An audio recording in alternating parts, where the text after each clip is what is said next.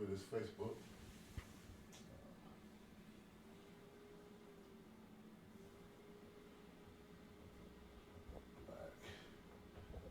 At night.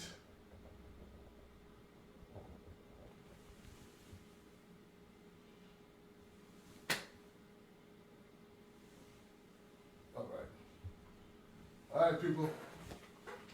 Okay. Hey, how y'all doing, man? Ah, shit. Let me, good to see everybody. Back up.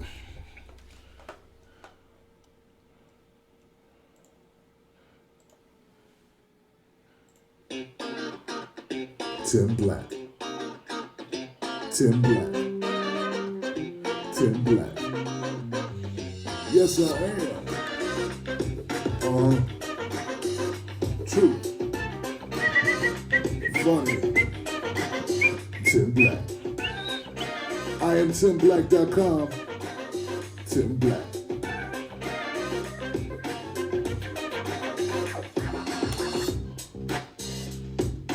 Boom, bap, boom, pap.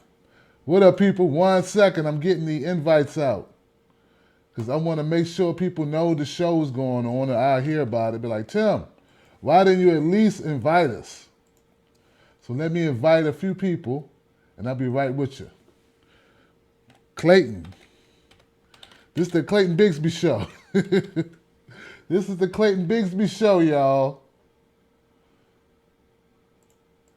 Y'all know Clayton Bigsby, right? All right. Let me see if I can throw in a little bit of something. What I got? Do I got anything cool here? I don't have anything cool, guys, to play while I'm doing this. Here we go. There it is. What up, what up, what up, what up? Yeah. It's gonna be one of them shows, people. Stop inviting me to that show. Stop inviting me to the show. I don't want to go to your show.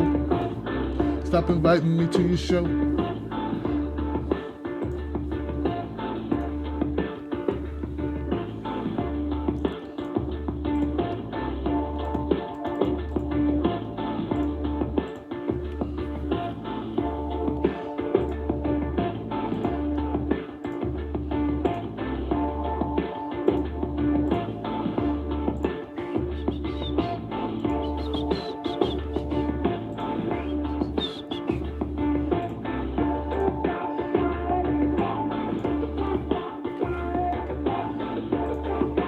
Almost done.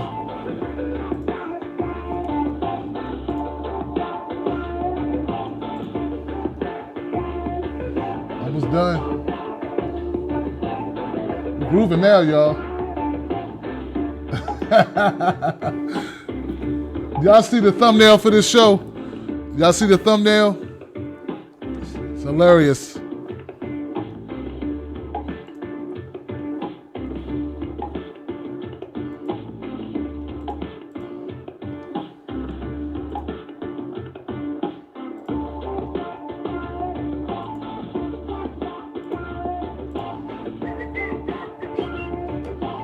They try to bite my style. They try to bite my style. They try to bite my style. They try to circumvent. They try to bite your style.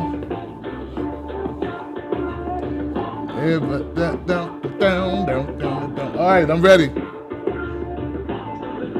Get out of here. Come on now.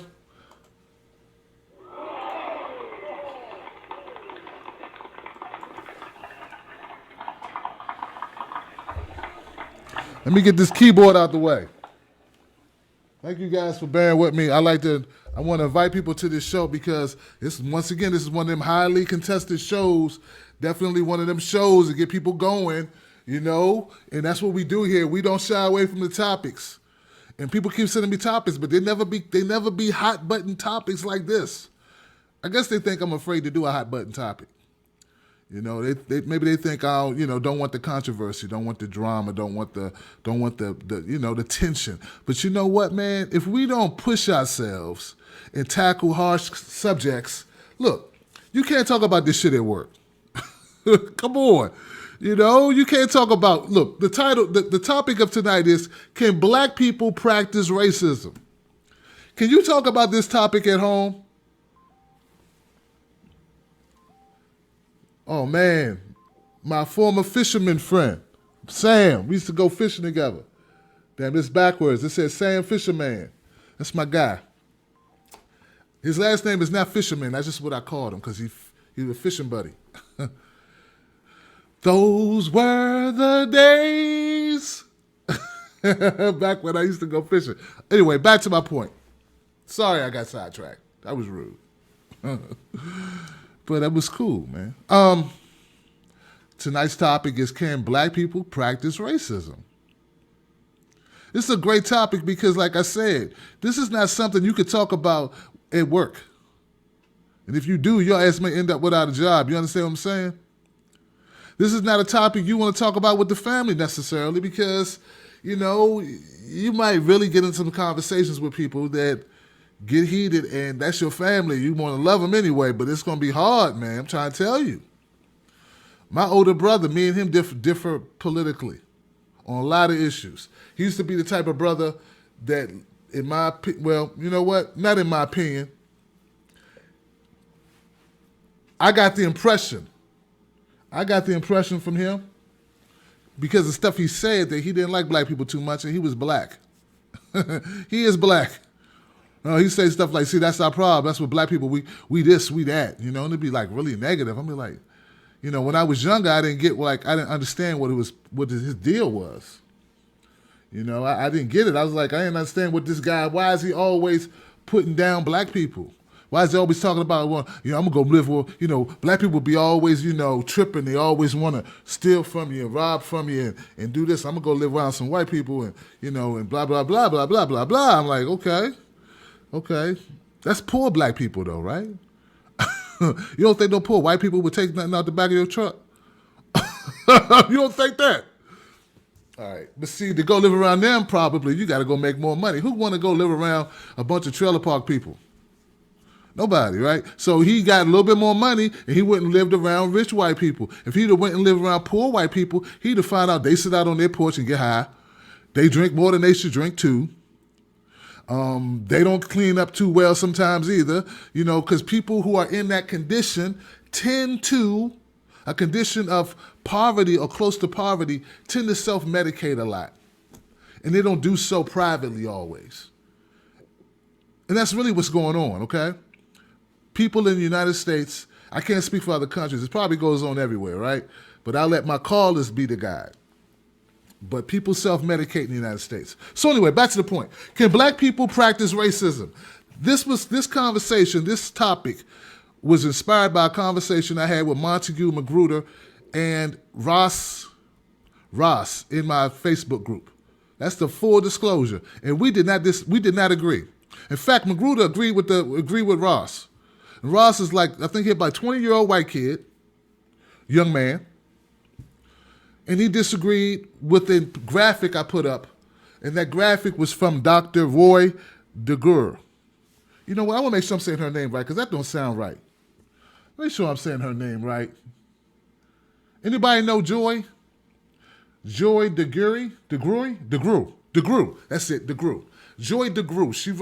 She wrote a book called The Post-Traumatic Slave Syndrome. And in it, one of her quotes that I love from her program was, she said that racism is not just prejudice. Racism is applied to groups. And let me say it verbatim because it's kind of important. Let me see if I can find her verbatim quote that started all the controversy that led to tonight's topic. So bear with me while I open up my Facebook, just so I'm accurate, because accuracy is going to be important here. Because I can hear they're going to be very technical. Well, that's not what I meant. I meant this. It's going to be a bunch of shit. So let me just say, this is the graphic, and this is what she said. Tell me why, and these are not even my words. These are her words that I agree with. Okay? I can't take credit for it. She says, tell me the way in which black racism impacts the lives of white people as a group. Question. Racism, oh damn, I put in. Racism is not just prejudice, but the power to do something about it. Dr. Joy DeGruy. Dr. Joy DeGruy. So racism is not just prejudice, but the power to do something about it. And that's why I titled this topic tonight, Can Black People Practice Racism? Because racism is not just prejudice, but the power to do something about it. Okay? That's how I feel. Now, I got a lot of pushback in my own group about it. And I said, you know what? I'm going to bring this, because if I'm not going crazy, this don't make sense and I'm getting pushback on this. I put out there, I said, hey, give me, if I'm wrong, give me examples then. Give me examples of how, and let me read it again, guys, because I want to make sure y'all let me know if I'm wrong or right. What are some things white people practicing racism can withhold from black people as a group? As a group. What are some things black people practicing racism can withhold from white people as a group? I'm looking at group stuff. Now I know even Joy, Dr. DeGruy, I gotta just drop the Y. Dr. DeGruy says, tell me the ways in which black racism impacts the lives of white people as a group. See, it's not that black people can't be racist because we already conceded that in the statement. But tell me how it impacts a group of white people.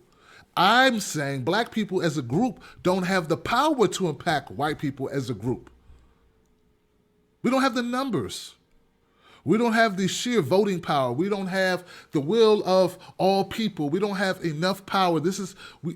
America's not our country. We can't control this shit. This is keep it real. We can't control if you can go to a water fountain.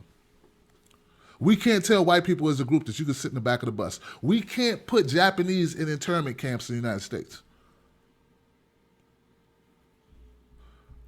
We can't.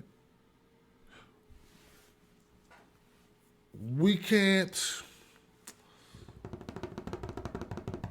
say that you're now no longer human and make you a slave. One person can do it, but not a whole group of people can do it. I'm not saying that's great. I'm not saying, yay, we can't do it. I'm just stating facts. Because what I'm tired of is people keep trying to bloviate or make the equivalent, not bloviate, but they make, they do bloviate in a way because they go on and on and on, but they're like grasping at straws to try to make it equal. And I don't like that because what's going on in America is not equal. It's not equality. It's not. It's not the same thing. Me not liking white people is not the same thing as white people not liking me because I'm just me. White people are a big-ass group of people. And if they decide they don't like me, not me personally, but me as a black man, then that could be some problems. Because they control police forces, for instance. In Ferguson, through the years of 2012 through 2014, 93% of all arrests were African Americans, black folks in Ferguson. Black folks in Ferguson only amount for 62% of the population. Yet they made up 93% of the incarcerations. They made up 87% of the stops, which is why they made up 93% of the incarcerations. That's racism in action. That's not some mad black guy going, I hate white people. I hate them. Sitting in his room, yelling on his YouTube, typing on YouTube, calling white people devils on YouTube. That's annoying. It's wrong. It may be racist, but it really has no effect on anyone. So what happened in the group, let me just, before I open up the calls, what happened when the group was, I got all this pushback in these scenarios. What if you were a nurse? What if you were a nurse, or there was a Latino nurse, and you didn't want her to work?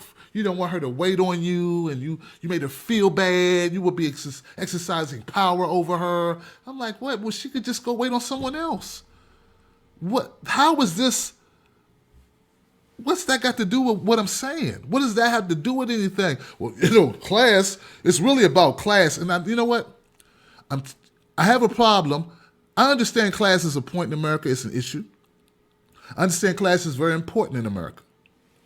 I understand that. I get that. I used to talk that too. But then I realized that's where the term nigga wake up moment came from.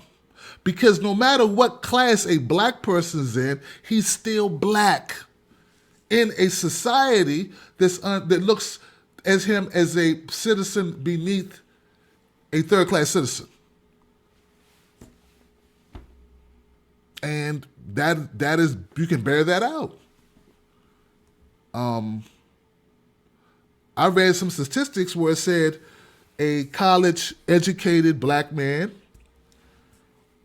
and I'm trying to remember the date because I don't want to misquote it, was making, like in 1970 or something, was making the equivalent of a high school dropout white guy. So what good is class if what good is class if that's the facts? So sometimes I feel like black people tend to try to soften it. We don't need to soften it. If I want allies in my white friends, and I have white friends, I consider a lot of people that I deal with on this show that I've met over the last year and a half, 2 years, almost 2.5 years, as friends. If I want their support, I can't be hedging. No, they have to know this shit is not right, and they have to feel it viscerally. It can't just be a little uncomfortable. They have to acknowledge that this is shitty. It's not just, it's equal, everything's fine, it's just money. Money's the only problem. Nah, man, it's not the only problem. It's not the only problem. It's not. It's not, the way you dress is not the only problem. Money's not the only problem. Those things matter. They matter. But we see what's happening to Bill Cosby, for instance. His money ain't protecting his ass, is it?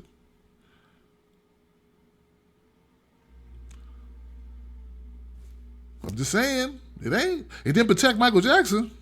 So money, I'm just saying, money's not everything. Right? You could say, well, don't rape women. But I don't think he did, though. But that's not the point. I understand. There will be people who say, well, he committed a crime. Well, you don't know that, though.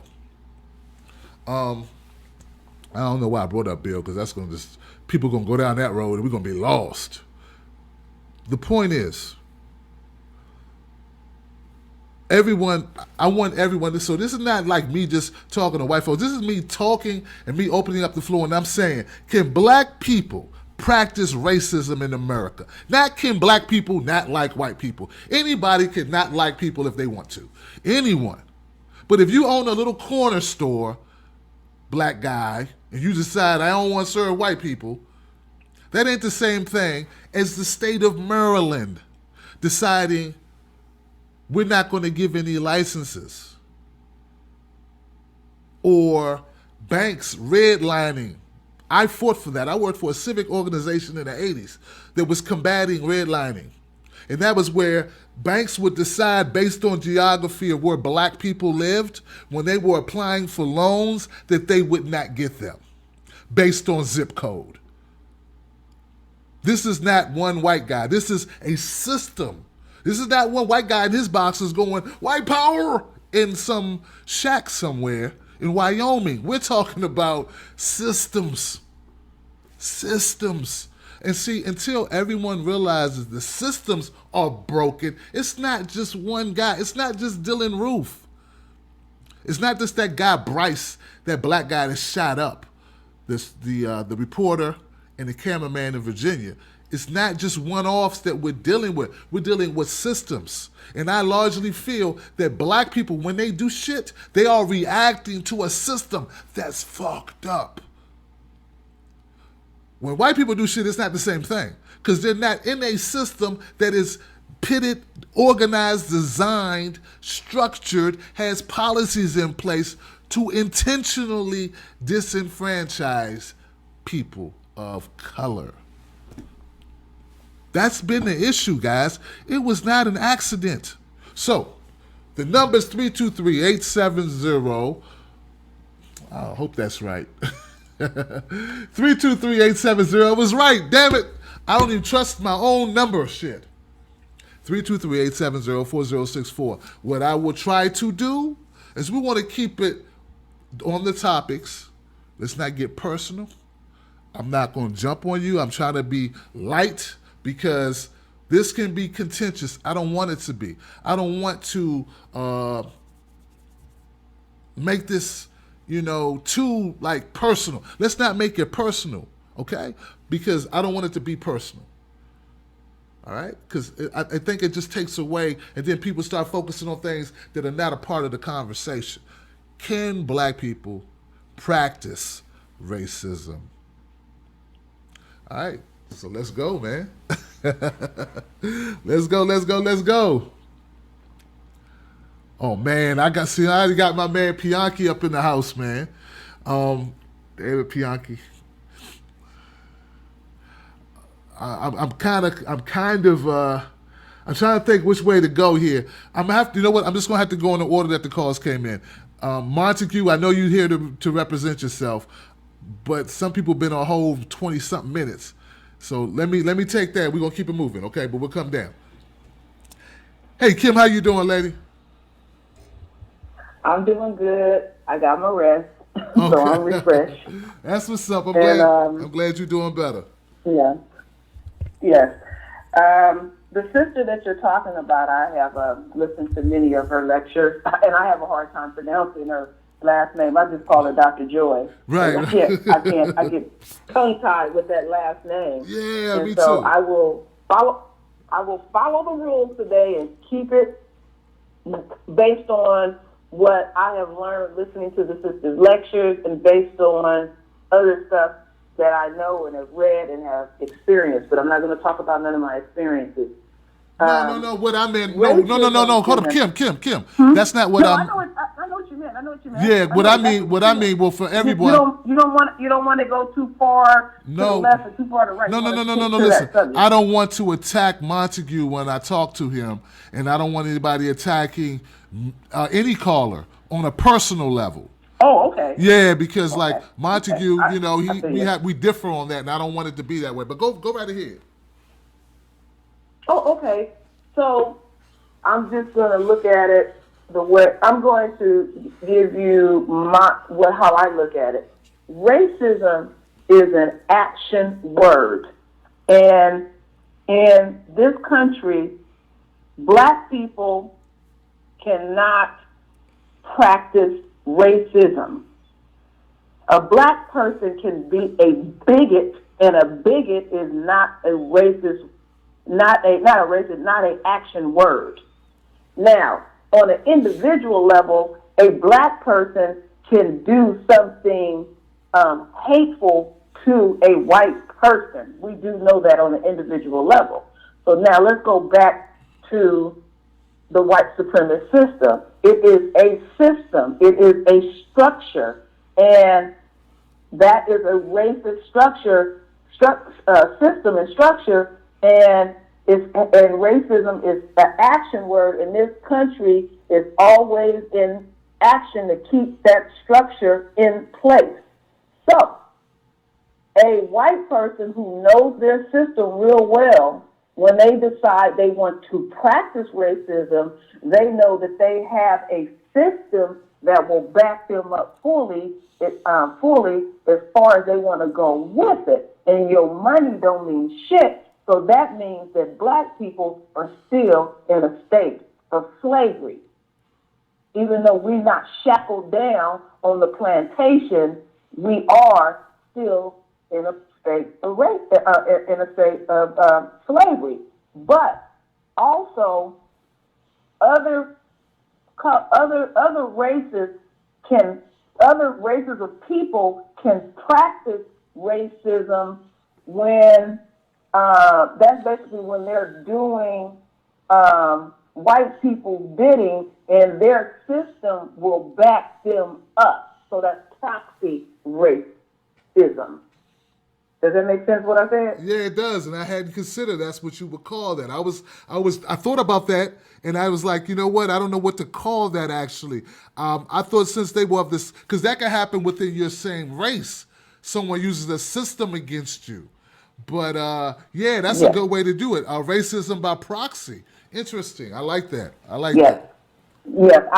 I know this subject like the back of my hand because I don't hardly sleep, so I study it, restudy it, revamp it, look at it all different types of ways, and I continue to learn as well. I'm continuing to learn, and it is what it is. And I know that some people may not like what I have to say, but Right. I don't care because racism is practiced on us on a day-to-day basis. And the sad part about this racist system is it is incredible that in this white supremacist system that white people are working what they said, 365 days a year, 365 7. Is that something like that? I remember saying Yeah. that. 365. 365 7, 24/7, however you say it. Yeah. Forgive me, I'm dyslexic. But you know what I'm saying. Yes. That's the part that they are relentless. Or they are so relentless to keep that structure in place.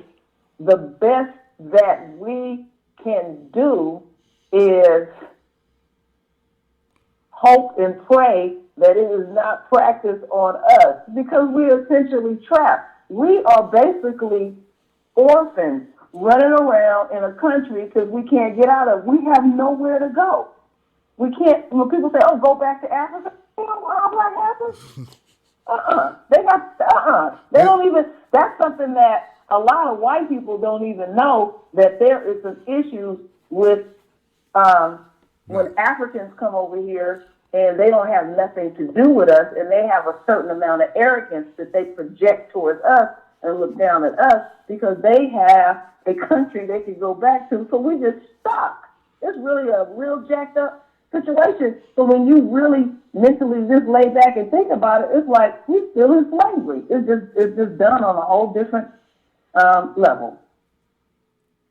Do you think? I found it very interesting when you said that. That white people are trying to keep the system in place. Do you think that's why when there can be a cop shooting or something, and we looking at it like one way, we're like, wow, this is obviously that there will be a large, well, not a large, but there'll be significant numbers of white people who don't see it that way? Is it that they're trying to maintain the system and the cops are the system? You know what?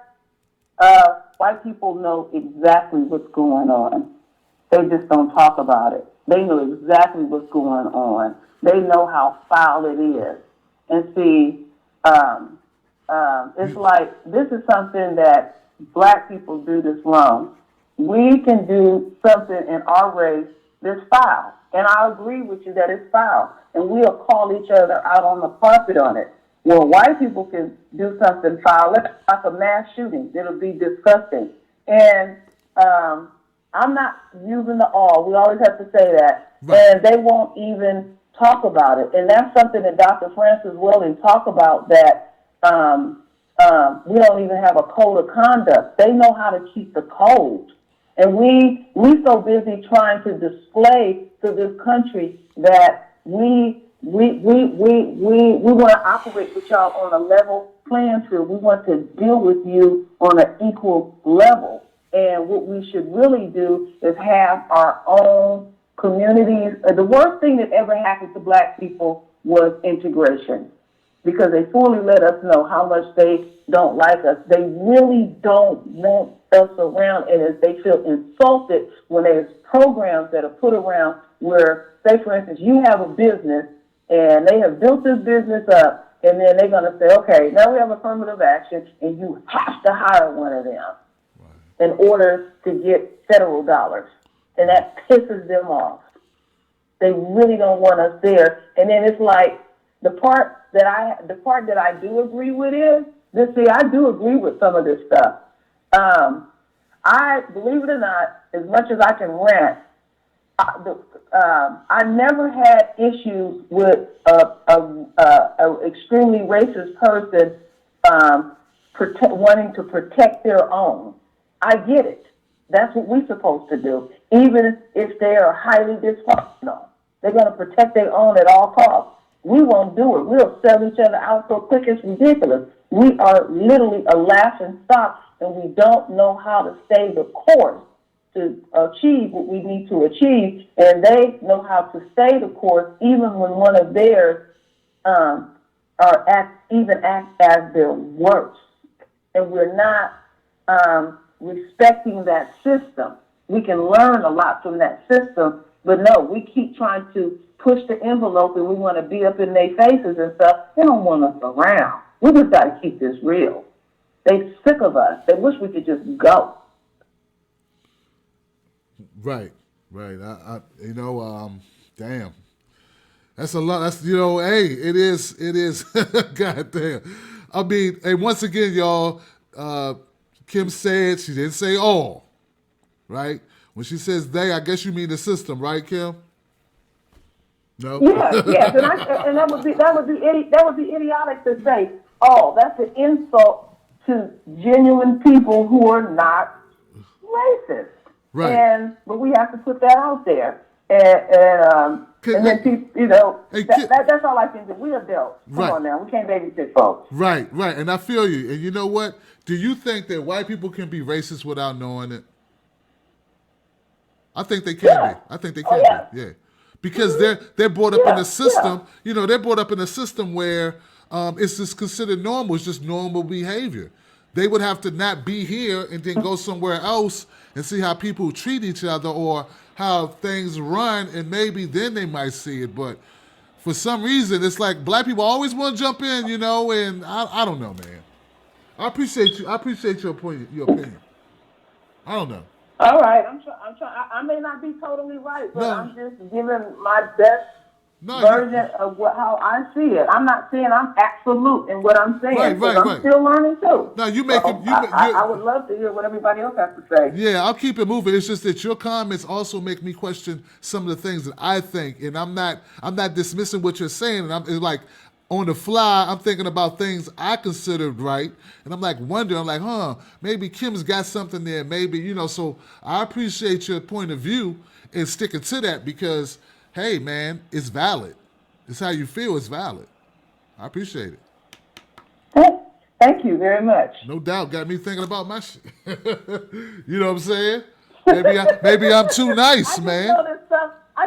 I just know this subject well because I was brought up in the Panthers and they indoctrinated us so much, and I had to eat and sleep this, and then I'm still eating and sleeping as an adult, so I'm revamping everything as an adult, and I can see some stuff where I'm like, I don't agree with this, but yeah, I agree with that, and then my experiences and everything. So I'm really just going back over everything too as well, and just looking at the whole thing. Because it's a different version when you're getting it as a child, and then now I'm a 50-year-old person, so I have life experiences, and so I'm looking at a lot of different things, and a lot of it is painful.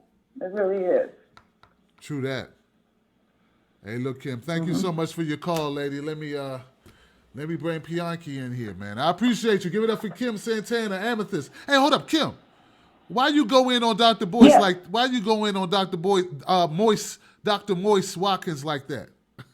The reason why I went in on Dr. Boyce Watkins is because of this. What he does is he uses angry ass black women who hate black men and on his YouTube channel to do basically his bidding. And then when people call him on the carpet on it, he go, oh, well, I let them use my station and they have freedom of speech and they can say whatever they want to say, and I don't stop that. And so I got issues with that. And then the other issues I got with is he just all over the place with his issues. And how I look at it is we all have freedom of speech, and if you want to go in, go in. Just be there. Go in on your folks. But he's straddling the fence, and he's playing these games. I can see through it. So he's using women, and see, he's so charming because he pulled me in for a minute. He was so charming, and I could not see what was quite going on. And I said, wait a minute. He gonna use a woman like that? And I finally got it, and I had to actually learn it through my 25-year-old son. And I said, I didn't just jump on it right away. It took me a long time to get there because I was really supporting the brother, but I don't like what he's doing. I really don't like what he's doing. And I know that a lot of black women would be afraid to call him on the carpet. So I'm willing to just use my voice to just do it. I'm just so done with BS, and I'm so done with all of us throwing each other under the bus and stuff like that. So I just called them on the carpet on it, and I just kept it real. I'm just done with it. We gotta stop doing this stuff to ourselves. And it's like I know a black woman's secret, and I know our bullshit. I know it, and I want to just be that voice to point out that we are being used on so many levels to degrade our black men, and I'm just not gonna do that. No way. Let me give it up for you, man. Wow. I love it, man. Like, hey, everybody's got an opinion. I got mine, damn sure. You know me, I can rant. So, hey, give it up for Kim, y'all. Thank you, Kim. I appreciate you. All right, now, Kim don't hold no punches, man. She don't pull a punches. She hits you square. If she gonna hit you, she hits you with a closed fist. Ain't none of that. She just, she'll bop you upside your head, verbally. That's what's up. That's what's up, man. Hey, Pianki, how you doing, my friend? What do you say, Mr. Black? How you doing? Hey, man, I don't know, man. I'm a little bewildered, man. Maybe you'll put me on the path to knowledge on this thing, on wisdom on this issue. Well, on the topic of your show, can blacks be racist? The answer to that is definitely yes, they can be racist. Those in a position to do so. Okay. And anybody can, being racist is one thing, but just so long you do not violate a U.S. citizen's civil rights. You can be a racist, you can discriminate, you can be a bigot, right? You can be any of those as long as you don't break the law in doing so. Right. And I have in the past when I was in business, and it was just something that is just what it was. I mean, it would have been described as racist, but you couldn't prove it. So people do things, have the ability to do things in order to derive a certain gain in the end. And, this term racism has evolved and turned into a whole different meaning than what it was back in the 50s and 60s. It was about economics.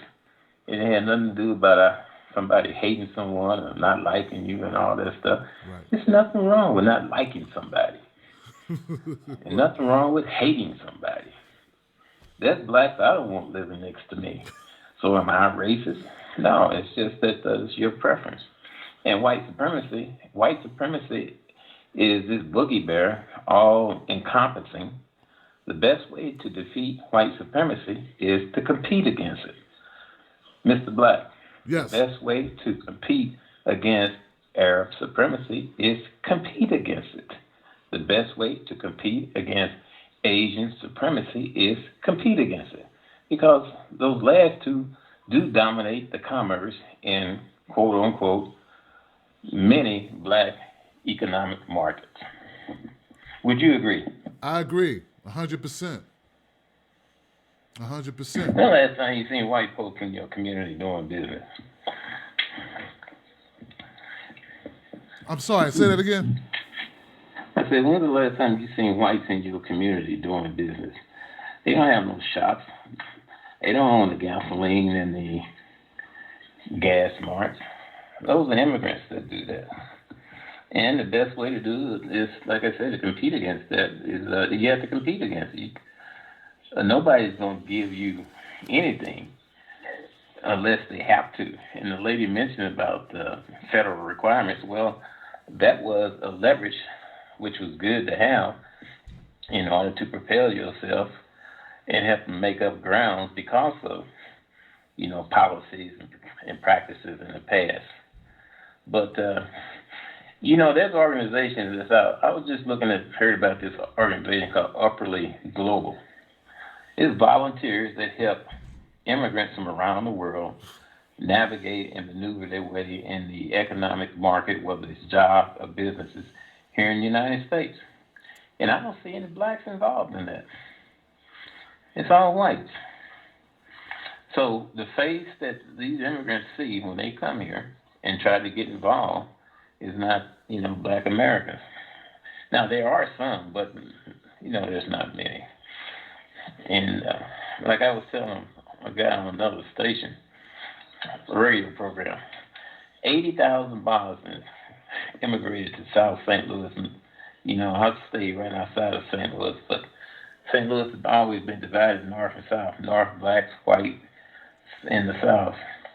80,000 Bosnians, immigrants, refugees, and migrated to St. Louis. And none of them are unemployed. They established a whole community, and they established their services. They established their businesses. They're working in banks, started banks, and they're up and running.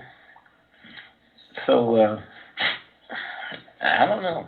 I don't know what I understand what the problem is, but you got to work past those problems and make things available so that your children don't have to be reliving and rehashing these arguments over and over and over again.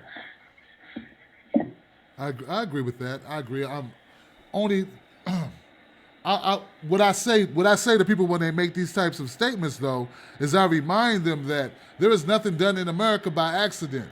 So the figures or the station of black people in America is by design. This is the way America wants it. If America wanted to change it, it'd be changed. It wouldn't exist in the condition that it is now. Well, I guess you could say it's by design, but what ain't done by design? I mean, it's planning. If anything that builds in fortitude, it requires planning and a well thought out agenda. So, in a way, I guess you can say it was by design.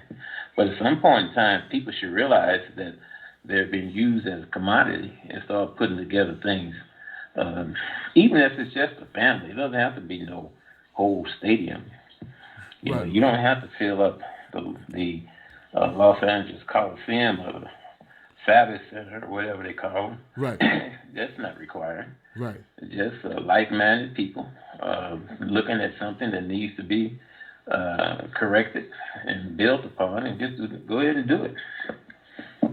I agree.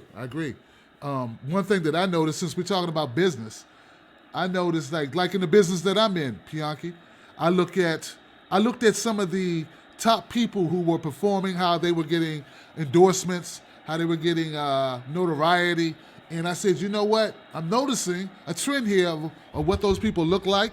I'm noticing that those people don't look like me. That's the reality of the situation. It's not about talent. It's not about ability. It's not about hard work.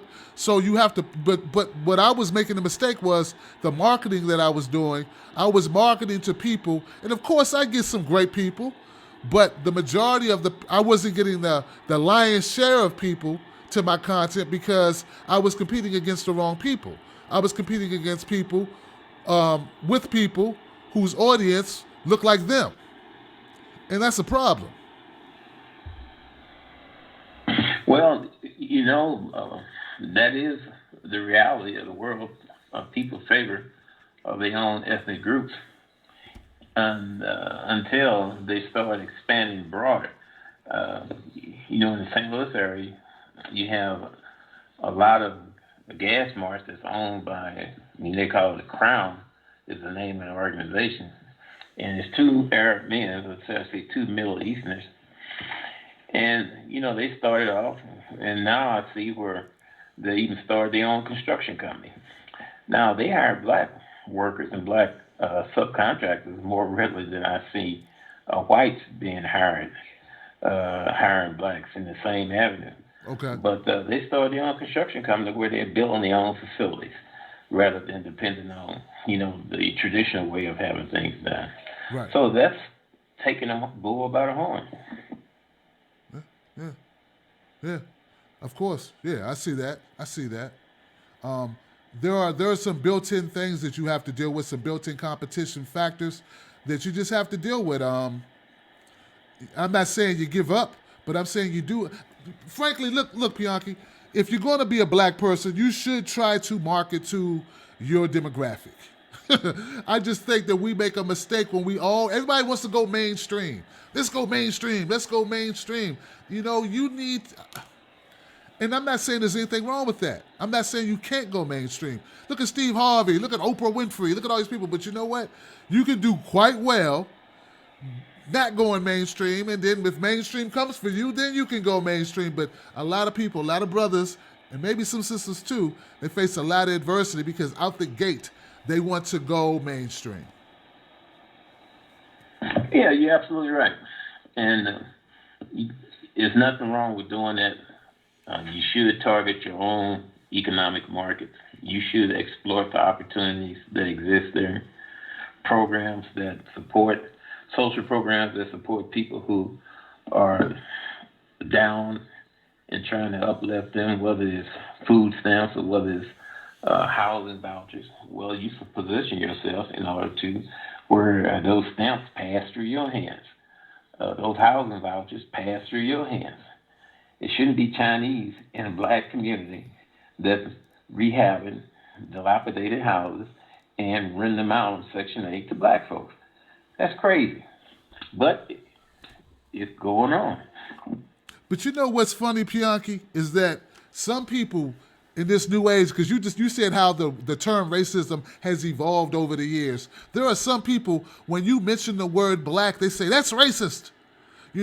But like they would take my statement that I need to market to black people as racist, but they don't look at Justin Bieber or some other white organization, Chipotle restaurants marketing to white folks as racist, but they are marketing to white folks. Crate and Barrel, IKEA, they don't see that as racist, but if I say, hey, I'm marketing this and this is the demographic, they look at that as racist. And I just think that's an oversensitivity, and they don't look at they just look at white as the default, and they don't realize that that's a group as well, and they are marketing to that group.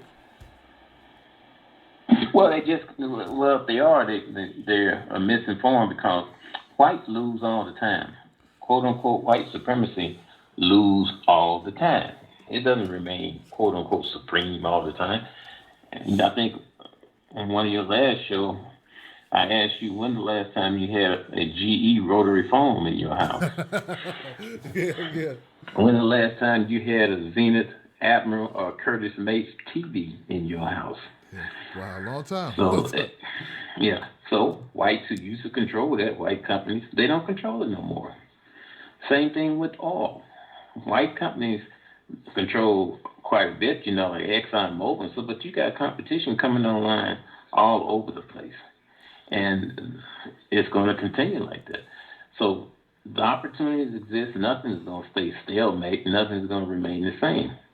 And people need to position themselves. One thing that you should do, blacks need to do, is start providing the education for their children and providing them with the resources and the tools so that they can compete. The National Society of Black Engineers has a goal of being able to produce 10,000 new black engineers a year, up from the present 3,600 by 2017, by 2017 or 2020, one of the two. Okay. That is a good formidable goal that can be reached. That's something that's reachable. Yes. So some of these ideas that you hear people saying, all blacks need to come together, we need to have Pan-Africanism, well, those are good ideas to have. But they are just basically unattainable because of a whole lot of paradigms.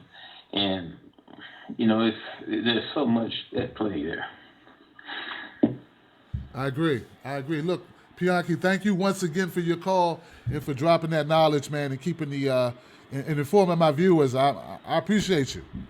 I don't know what else to say. I appreciate your call, sir. Well, I appreciate you, too. I'm going to continue to listen. I won't say nothing. No doubt, sir. I got you. Put you on hold. Give it up for Mr. Bianchi.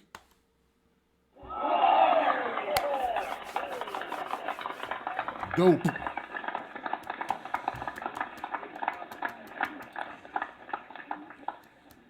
No, we can all learn something. We can all broaden our perspectives, and I appreciate that bit of advice. Just real quick, part of what got me concerned, what kind of like made me take a step back was there was this survey that was done. Not a survey. It was this ranking that was done, and it was like the 10 most controversial, most whatever people on YouTube, and there were 10. And not one of those people were black. It was 9 white guys and 1 white woman. And it pissed me off, frankly. And then I went to the site and I looked and saw, well, the company, the people that put out the survey, to put out the ranking, they didn't do the ranking. What they did was they collected votes. So who was voting? White folks. White folks are voting for white folks, which is nothing wrong with that. Nothing wrong with that at all. But see, in a lot of white people, or some, not a lot of white people, some white people, there are white people who don't understand, for instance, they don't understand BET, what it used to be, because it's white owned now. Go figure. People can still complain, it's got black in it, whatever, it's a white entertainment TV. White people own it, dumbass. But okay, forget it. People don't get it that, I think, for instance, Tommy Sotomayor, not one of my favorite people. We know that, okay? Me and him have had words. It hasn't been pleasant, okay? But he's controversial. So if you got you got to spot a 10 most controversial people, I think he would be on that list, maybe 7. I may get on that list, maybe get on. They also had about 5 or 6 honorable mentions. I'm sorry, I just got a lot of, cojones. I think I'm good at what I do. He wasn't on that list, but here's the thing. The people that were voting did not reflect Tommy or I, so I get it. But if you get upset that black people make their own, if it wasn't for us making our own, we would not get the recognition because we're not, everyone's not as open-minded as you. And I'm not talking specifically about you. See, that's the thing. Sometimes white people think we're talking about them. Ross in my group thought I'm talking about him. I'm talking about systems. I'm not talking about you personally. It's not about, when I talk about white supremacy, I'm not talking about one guy. I'm not talking about one person. I'm talking about a system in place, designed, that has a culture maybe a culture. Maybe they have rules. They don't say no blacks. They just say no people from this area, no one from, and then who lives in that area? Black people. I mean, so there are things that happen, things that beyond my control, things beyond your control that are in the system that produces a certain effect. And if you think that's by accident, I got to question your, the veracity of your research. I got to question your logic, unless you believe that black people are just underperforming because they are somehow inferior to some degree or something. I mean, what else would be or more criminal? I tell you in St. Louis, in Ferguson, they only 87% of the people they pulled over were black. Then I tell you 93% of those people were that they locked up were black. Well, if 87 people that you pull over out of 100 are black, yeah, the probability of locking up mostly black people is pretty high, right? It doesn't mean the white people they weren't doing something. You don't pull them over, so you never know. That's why the stats are kind of screwed up, guys, but see, it goes back to my point with the whole YouTube thing. It wasn't that these people were the best or not the best. It's all about the people that are voting. But if we said, who are the 10 best black YouTubers, it would get flooded with white folks going, that's racist. See, that's racist. You are racist. But we won't make your 10 list. You'll say, well, you just didn't get the votes. You're the majority. And that ties into my whole point of this discussion. I'm not saying black people can't be racist. I'm saying they have no power. We don't, just like that 10 top 10 list, by that channel with 4 million subscribers, that is very great to be on that list because they put you in a video that millions of people will see and show it makes you grow. You think being on the Tim Black Show and me shouting you out is going to help? Imagine if you got shouted out on the channel that has 4 million subscribers, what that could do for your channel, putting you on the map. You know how valuable that would be to a content creator? Well, 15 people were shouted out in that video. None of them look like me. And no one gave a shit. No one staged a rally. And no one said it was racist. And that's what I mean when I say it doesn't matter if you are racist. It matters if you have power. Power. So that's my point. Let me go here to Montue if he's still here so he can get in. And I'm sure Montue's ready and chomping at the bit, so they say. And keep this moving. Now, don't start spinning now. Montue will think I did that on purpose. Come on. Hey, Montue. Hey. Hey, is this Montue? Yep, this is him. All right, Montue. Give it up for Montue, y'all. This thing is still spinning. Stop spinning. Oh, you know what? Let me get rid of Facebook. All right, my friend. See, look at that delayed. All right.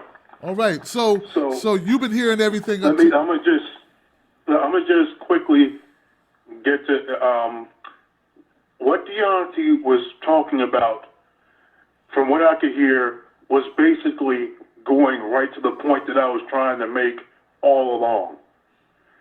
When you have the belief that a certain race or a certain group of people are superior to another group of people, and then you inject that culture from the top down, it is going to have effects elsewhere. That's what I was trying to explain. It's more than just economics. It's more than just political. It's also cultural. And so you wind up having people exhibit racist behavior because of protectionism. Let me give you an example of that. You go into Canada, you go into the Quebec province. You have a whole bunch of laws in Quebec that favor the French. For example, in the Quebec province, you cannot sell any transit bus to a company in Quebec unless your company is based in Quebec, because they're trying to protect French jobs. You know what I'm saying? So, like I said, when you have that culture that one is superior to the other, and you put that culture in, that's why you see, for example, how in the media, how white people are always portrayed in a positive light some way, somehow. Now, yes, there are plenty of examples where they're not portrayed in such a positive light. You know, look at how in some family shows you have the father being portrayed as a fat slob who couldn't make it without his sexy, smart, intelligent wife that could basically run the whole house by herself.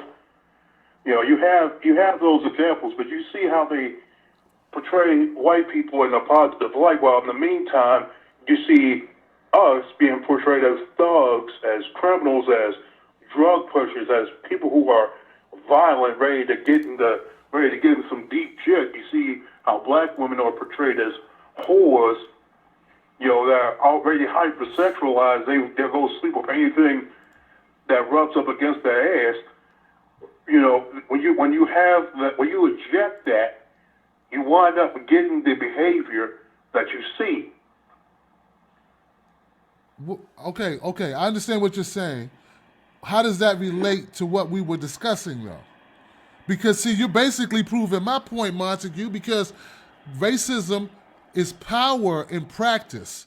That's when racism is dangerous, when it can be practiced by a group onto another group, right? And that's why I'm about to continue to clear up my point. Now, let's say, for example, you and I and and both Kim Santana and Kim King and all the other black people in the Wolfpack, we all came together and decided to open up a rental grocery stores in which we would only serve black people. And we would refuse service to anybody else that was not, and to be more specific, we only would cater to black people that lived in that community. Everyone else was excluded, Now, don't you see why I'm kind of getting at here? That's a hypothetical, though, Montague. What I was Yes, talking, but what I'm saying is part of that behavior that rings from the top down that leads people to do the things that we do. See, now, like I said, I don't disagree with the graphic. I do not disagree with the graphic at all. I even make that clear in the Facebook group. Now, that in no way, shape, or form do I disagree with the graphic. What I'm basically saying is more to the graphic than just that. well, of course, Because what you're saying is, what I'm basically saying is, people wind up doing things because of protection, because they fear that they will lose a certain resource. They don't want to lose a certain resource because it might affect them, their people, being able to do things. And so that's what leads people to take actions that may be interpreted as racist, may be interpreted as sexist, or anti-Islamic, or something like that. Montague, can black people practice racism as a group onto other groups as a group in the United States? Yes or no? As a political group, no. That was the question. That was the graphic. You extrapolating it out to But different... I'm saying, and like I said, I do not disagree with that whatsoever. So when As a political group, that is impossible. So there when- are too many. Even if you look at the state governments, you look at the local governments, the state governments, no matter which state you go to, they are majority white. Even if you go to the local governments, yes, there might be some majority black or whatever governments, but the reality is they're hamstrung by the state government and what they restrict the local government's abilities to do. So as a political group, the answer is absolutely no. So And you're right, we do not have the population necessary to take power and be able to implement the policies we wish. And even if that was the case, would we even desire to do that in the first place? Okay. So in that essence, like I said, in the essence of that particular question, in terms of a political group, no, we do not. We cannot practice racism on the political level. Not only on the political level, on the institutional level, on the listen, let me finish. Not on the political level, not on the institutional level, not on the access to education, not on the access to health care, not in law enforcement, not in the justice system. I mean, there are we could just keep going and naming grand mechanisms in our country that we do not control, because as a group, we control none of them. Hell, we don't even control the Oscars. We don't control if you can make a big budget film and have it distributed all across the country. We do not own these things, so we cannot. So even if I say you cannot come to my shop because you are white, there are 100 other shops you can go to. So I do not control, I may control your ability to come to my shop, but I do not control your ability to go to another shop. The white establishment can decide we're going to put all Japanese into internment camps. That's not just political power, that is the power period. Power period, as in the ruling class of a country. So that was my statement. In Ross, Notice that you said ruling class. Well, ruling class Notice or that you said race. ruling class. Race. I didn't use the word class, actually. I never used the word class. But in that sentence, you said the ruling class. Right. That is what I'm trying to get at. Class is the start. But black people are not the ruling class, Montague. Black people are not. It all starts for class. You're not listening. And it trickles down into race. Poor. It trickles down in the gender. That's not in true. The religion. That's not true. That's not true. That's not true because is it? no, because white people still belong to the class of whites, regardless to what their economic background is. It's not about individuals; it's about the group. A white man, a dropout of school, a high school dropout white man can make as much as a college-educated black man because he has power. He has power. He can call the police and get you eliminated, sir, immediately if he wanted to. A white woman can call and say you touched her ass, and some white guys can come get you and lynch you. They have power. You do not have that. They have institutions at their beck and call that they can use. We've already established that. Class is not trumped. Class is not trumped by that's race. What I'm saying is just that. How do you think that got there? How do you think it came? How do you think it rose to that level? How do you think it rose to where when white people could easily call the police or have you taken to court over a mere allegation? They're in power. Like I said, it starts with class, it trickles down. When you talk about race, like I said I think it was a couple of shows ago, race was something that was constructed by white European scientists. I know that. Who are rich. I know that. That's why they constructed it. Everywhere else in the world, race didn't exist. I know that. You were just a person. That's what I'm saying. It started with them, and it trickled. As they started to colonize the rest of the world, not just whites in general. As they started to colonize the rest of the world, then it started to be more about race. But it all started with rich European scientists coming up with the construct. And I forgot to post that video too, but I'm going to do that as soon as I finish this call and put these old people to bed.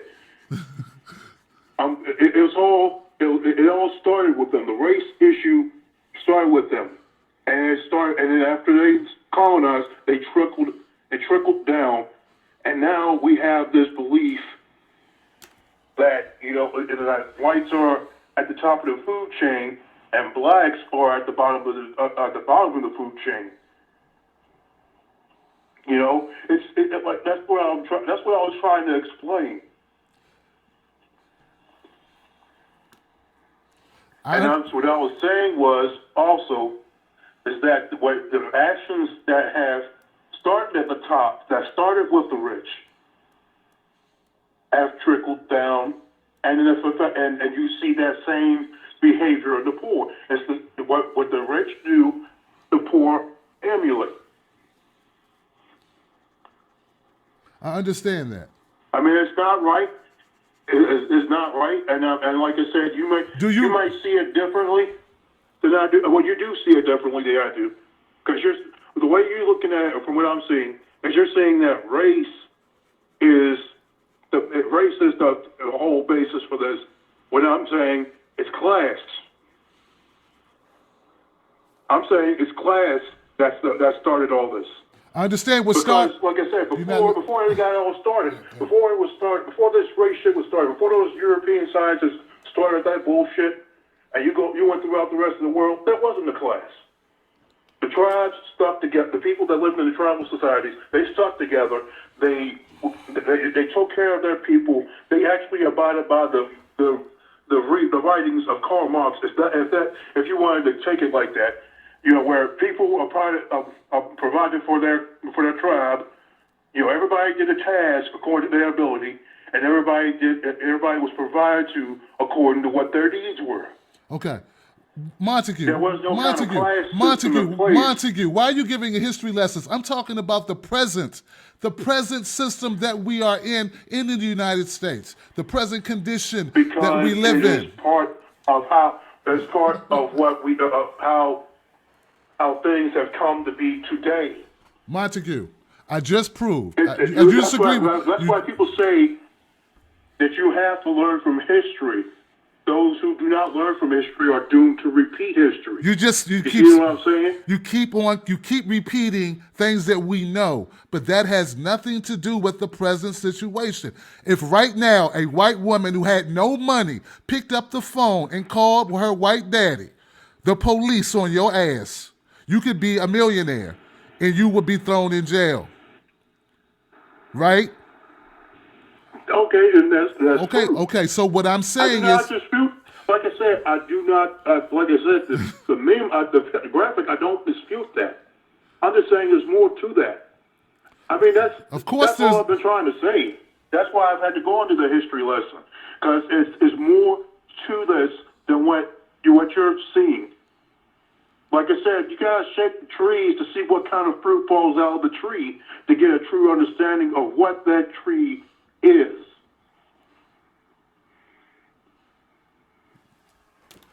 okay, I don't know if we accomplished anything, but you stated your opinion, I stated mine, and you know. I mean, like I said, we in essence we agree on the base. You're saying there isn't more to it. I'm saying that there is, that's where the rub is. I'm not saying there isn't more to it. I'm saying what's germane to this conversation is that in America, white Americans have power to back up their prejudiced views because they have institutions in place which will execute those views for them. Black people do not have that unless you're counting the Black Panther Party, which was pretty much dissolved and taken away and obliterated. So I don't know. I understand the history. I've read similar articles, similar books, similar text. What I'm telling you, I think it's based in fact and based in the reality of what we live in today. And like I said, I don't dispute that. None of what you just said, I dispute. Then why would you, so let me ask you this question. So why would you defend Ross's talking about, well, if you were a nurse at a hospital and you were Latino and if you didn't want them to work on you and you said, I don't want no Latinos touching me, like that was equatable to what I'm talking about. I don't get it. That was not an equivalence, at least not in my opinion. Well, why didn't you tell him that? And it goes to the point I was saying earlier of top-down behavior having trickle-down effects on the rest of everybody else. Oh man, see, go like this. Let's say if you were a bird and you were under a bunch of other birds and they were shitting on your head.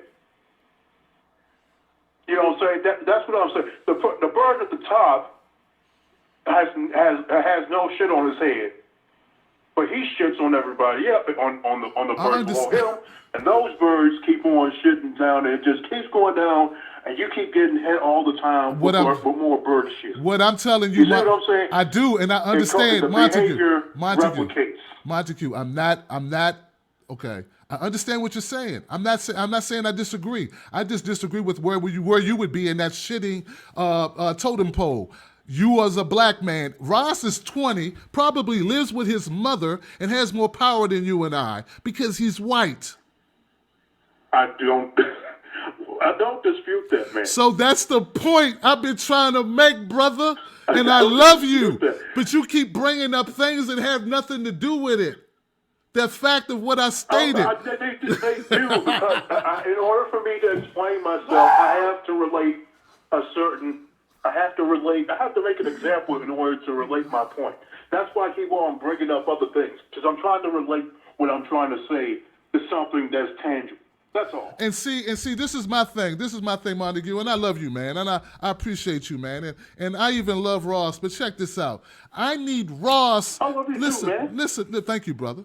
I need Ross to know he got it fucking good and that it's wrong that he has it so fucking good, that it's not fair that he has that power that he wields. But if I can make him understand the inequity of it, let it affect him, maybe next month or next year, or maybe his father will be making a decision about your father or my father, and maybe Ross can influence that. We need to also build with people like Ross, not coddle them and make excuses for their false equivalencies when it comes to race in America. We need to hold them accountable and demand that they become knowledgeable. They can no longer be ignorant because it makes them feel better to be ignorant. We need them to be uncomfortable if it means they can help us.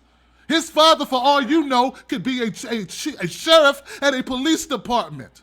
And you're sitting there coddling that motherfucker, trying to say, well, I understand what he's saying philosophically. Fuck that. Ross could pick up a phone today. You understand? That's how I'm looking at it. And that's how I look. So I have a method to my madness. I want him to feel bad that he thinks it's okay to equate nurse and Latino nurse to my dad getting lynched and saying, well, it's both wrong. So, it's still, you made him feel bad. You made her feel bad. So that's power to make a nurse feel bad. Like equating that to black people getting lynched and fucking castrated. I'm not going to tolerate that form, that level of ignorance in my fucking group, dude. It's crazy. And that's the thing. I'm not, listen, man, he was not trying, I don't think he was trying to make that equivalent.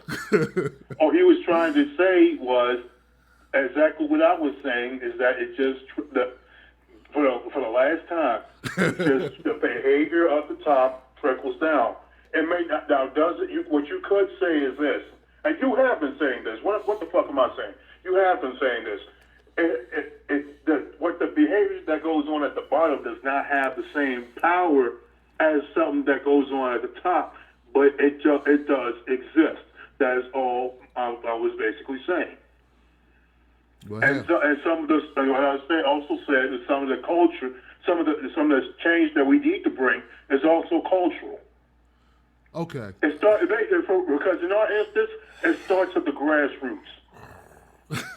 That's true. It's true. It starts at the grassroots. Like I said, all politics are local, and you have to start at that level, and then as you are able to change the minds of the culture, then you can change things at the top.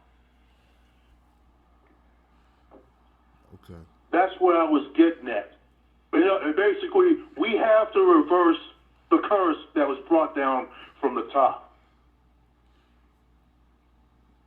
In order to undo the system of prejudice plus power, we have to educate people on prejudice plus power and undo it so that people understand that.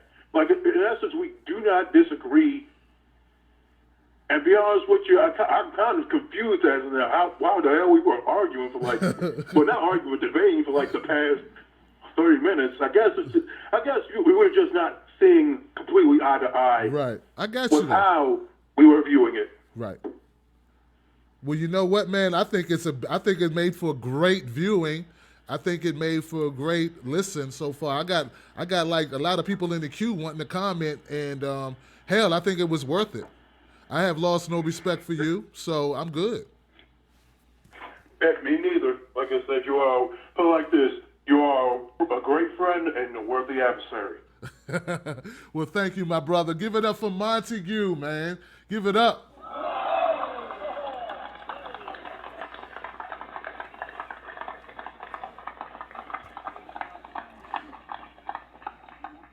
When was the last time y'all saw some brothers go at it like that? Nobody called nobody an asshole. He didn't say, fuck you. My finger never hit the mouse button like I'm trying to cut somebody off. Nobody got to talk about nobody's mama. Nobody start threatening to do something to somebody. Come on now. And now, I'm going to open up phone calls, man. Let y'all get in, and I'm going to let y'all have y'all say. This is damn man. See, that's what's up, man. Now, I'm going to try to go on order based on the phone calls, okay? So bear with me. That's Pianki. Let me try this call here. Hey, you're live with Tim Black. Who's this? Hello? Hey, you're live with Tim Black. Who is this? Hey, how you doing, man? This is Swag, Montana. Hey, what's up, man, Montana? What's going on? Hey, man, day by day, man, hour by hour, sometimes minute by minute, but, we got to keep pushing, man, I love it, man. So what say you? You know what, my brother? I got a couple things to say. Bear with me, my brother, because I got a laugh coming up. I want to say at the end, But to break down systematic institutional white supremacy, brother, they know what they're doing. You know what I'm saying? It's no secret, and the key to white supremacy is they have to deny us our humanity, because if it were actually acknowledged, they would have to do something about it. You understand what I'm saying? Yes, I do. Totally. Yeah, so they deny us as our human rights. So they blame us for being poor or oppressed in the ghetto when systematic institutional white supremacy is the reason that we have high crime rates, that black people are living in the ghetto. Like we didn't ask to choose to come to these low conditions and to not have resources and et cetera, et cetera. These conditions were placed on us.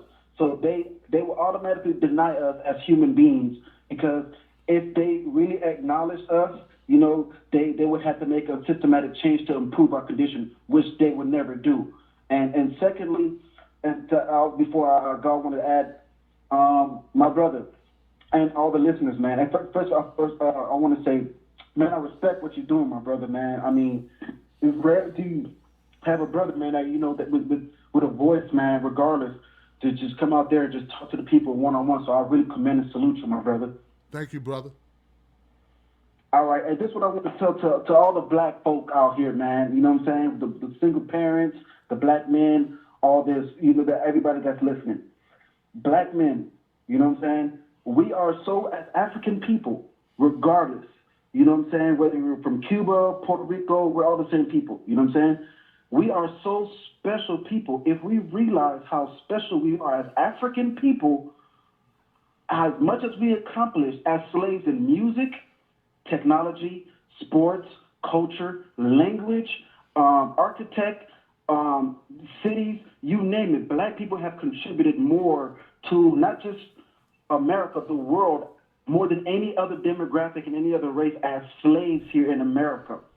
If we understood, like even when you look at the music genre, rock and roll, country, jazz, blues, dance, gospel, pop, reggae, hip hop, R&B, country, swing, dance, tap, even in Latin America, salsa, merengue, bachata, samba, all these genres were invented by black men. And each of those genres, have generated trillions of dollars. Black men generate trillions in sports alone. All these universities are lying saying they're getting grants. No, and they're getting money from these black men that's running up and down the field in sports. You know what I'm saying? In tights. We generate trillions in subculture. We're the most emulated men on the face of the earth. We generate trillions through fashion influence. You know what I'm saying? Black men, if we realize how much power and influence that we have in everything that we see, and all the knowledge that you see, subconsciously and consciously, has been attributed to black men. You know what I'm saying? Everybody talks like us or walks like us, use our lingo, our slang, you name it. We are the most powerful people on the face of the earth in Black America, but we're not we're not getting credit for all our accomplishments from the 20,000 inventions, from all the music, from the sports, the culture, the fashion, you name it. We are a force to be reckoned with, and that's why white supremacy, it must keep us in this condition that we are in right now. Wow, my brother. That was a lot, man. I appreciate your comments, man. And keep watching the show, man. I appreciate you. Hey, man. Wow, Montana went in, man. God damn. I will say this, man, and I think it's something important. Based on what my man just said, America has to lie to its people to keep them callous and unaffected about the condition of black people in America. That's why they put out a Fox News. That's why they propagate some of this bullshit, showing you one side of the story to make the population be disaffected, to be like, oh, well, look what they do. They do this, they do that. Look at them rioting. They never tell you about, they make you believe that Mike Brown was the only reason why people rioted in Ferguson. You probably riot. I wonder how long white people would put up with being pulled over 87% of the time. I don't think Bass, Rob, Ross, I don't know if these people would like that. I think they would be pissed. I don't know how many good old boys would put up with that shit before they started doing some shit, throwing some bottles at somebody, but they don't tell you that side. They don't tell you that went on for years in that location. So anyway, part of what keeps the system going is the propaganda depicting people in a negative light. Because they're afraid. They tell you the truth. not only they're afraid of black people rise up, they're also afraid that white people rise up with them. There was once upon a time there were white people who fought right next to black people for freedom of slavery, for slavery to end. Abolitionists. Come on. So okay, let me keep it moving. Hey, you're live with Tim Black. Who's this? This is Naj in Atlanta, man. What's going on? Hey, what's up, man? How you doing, fam? I'm doing good, man. Sitting here listening to y'all, man. Interesting conversation, man. No matter what you just listed as far as the denial, yeah, that's a necessity as far as keeping the system in place. You have to keep people to think that black people are what they say we are. That way you can justify the conditions. Like that's kind of how this game has always gone. The propaganda follows the action. Right. So you go back to slavery, Reconstruction, all these different periods. What you would see is they would use their scientists, they would use their writers, whatever, to propagate and say that, oh, these people are only in this position because of this and because of this. And every decade you can see the same thing. So that part hasn't changed. And when you start talking about structural racism and the problems that it causes, like we never list enough. That's typically our problem. We don't even state how bad it is because you have to start talking about health disparities. Yes. Which is a huge thing. We talk about people's access to health care or the fact that poverty creates certain kind of diseases. So certain things that you die from because you're an impoverished person. Right. All of these things can just be studied from this standpoint. If the world was as equal as people tell us it is, then we should be able to go around to American cities and see black people on top of some of these cities because scientifically or mathematically, that's just how it would play out, right? Right. In some cities, then we would be on top. We would be the ones on. If the playing field was level. But since it's not level, you go across and you see the same dynamic all over. The infamous Martin Luther King in every city. You know what I'm saying? So yes, the fact that you can see a system being played out and people want to deny it, I don't even waste time arguing with them at this point. I kind of learned that trying to convince them of things at a certain point becomes a waste of time because it's not that they don't know. It's more that they don't want to because then that diminishes their accomplishment because then they don't feel like, oh, well, I worked hard and I got to such and such and such and such. If you're saying I had a leg up, then you're taking away from what I did. right. So that causes them as another way of always to deny it. So the real question, and I think a lot of people need to check this brother out, the great brother Bobby Wright, Dr. Bobby Wright. Check that brother out. His work on menticide, what he called the psychological warfare that we face in this country. And the problem is most of us don't know that it's going on. But check out Dr. Bobby Wright. I would advise all the young folks listening. And, you know, I got a list of names. I heard you list them last week, but I got to list a couple. I heard you talk about Dr. Clark, but Dr. Amos Wilson, Dr. Clark, Marimba Hani, like all of these different people, these ancestors, their speeches, their lectures, their books, all of these things are out there. And we need the young folk and the old folk, because some of you old folks been turned off too. That's right. Look it up, study, and start to build. So it's that simple to me. And when people bring that whole race and class argument up, these things don't have to be separate like they try to make it. When they say, no, it's not race, it's class. It's like, no, both of those things are going on at the same time. But because I'm a particular race, I'm going to be concerned about the one that's attacking me. And it's crazy that people want to look elsewhere when the problem is staring you dead in the face. Yes, sir. Yeah, man. Fantastic, man. Thank you so much for your That's all comment. I got, my man. All right, Raj. Thank you, my friend. Thank you. Give it up for Raj, y'all, from ATL.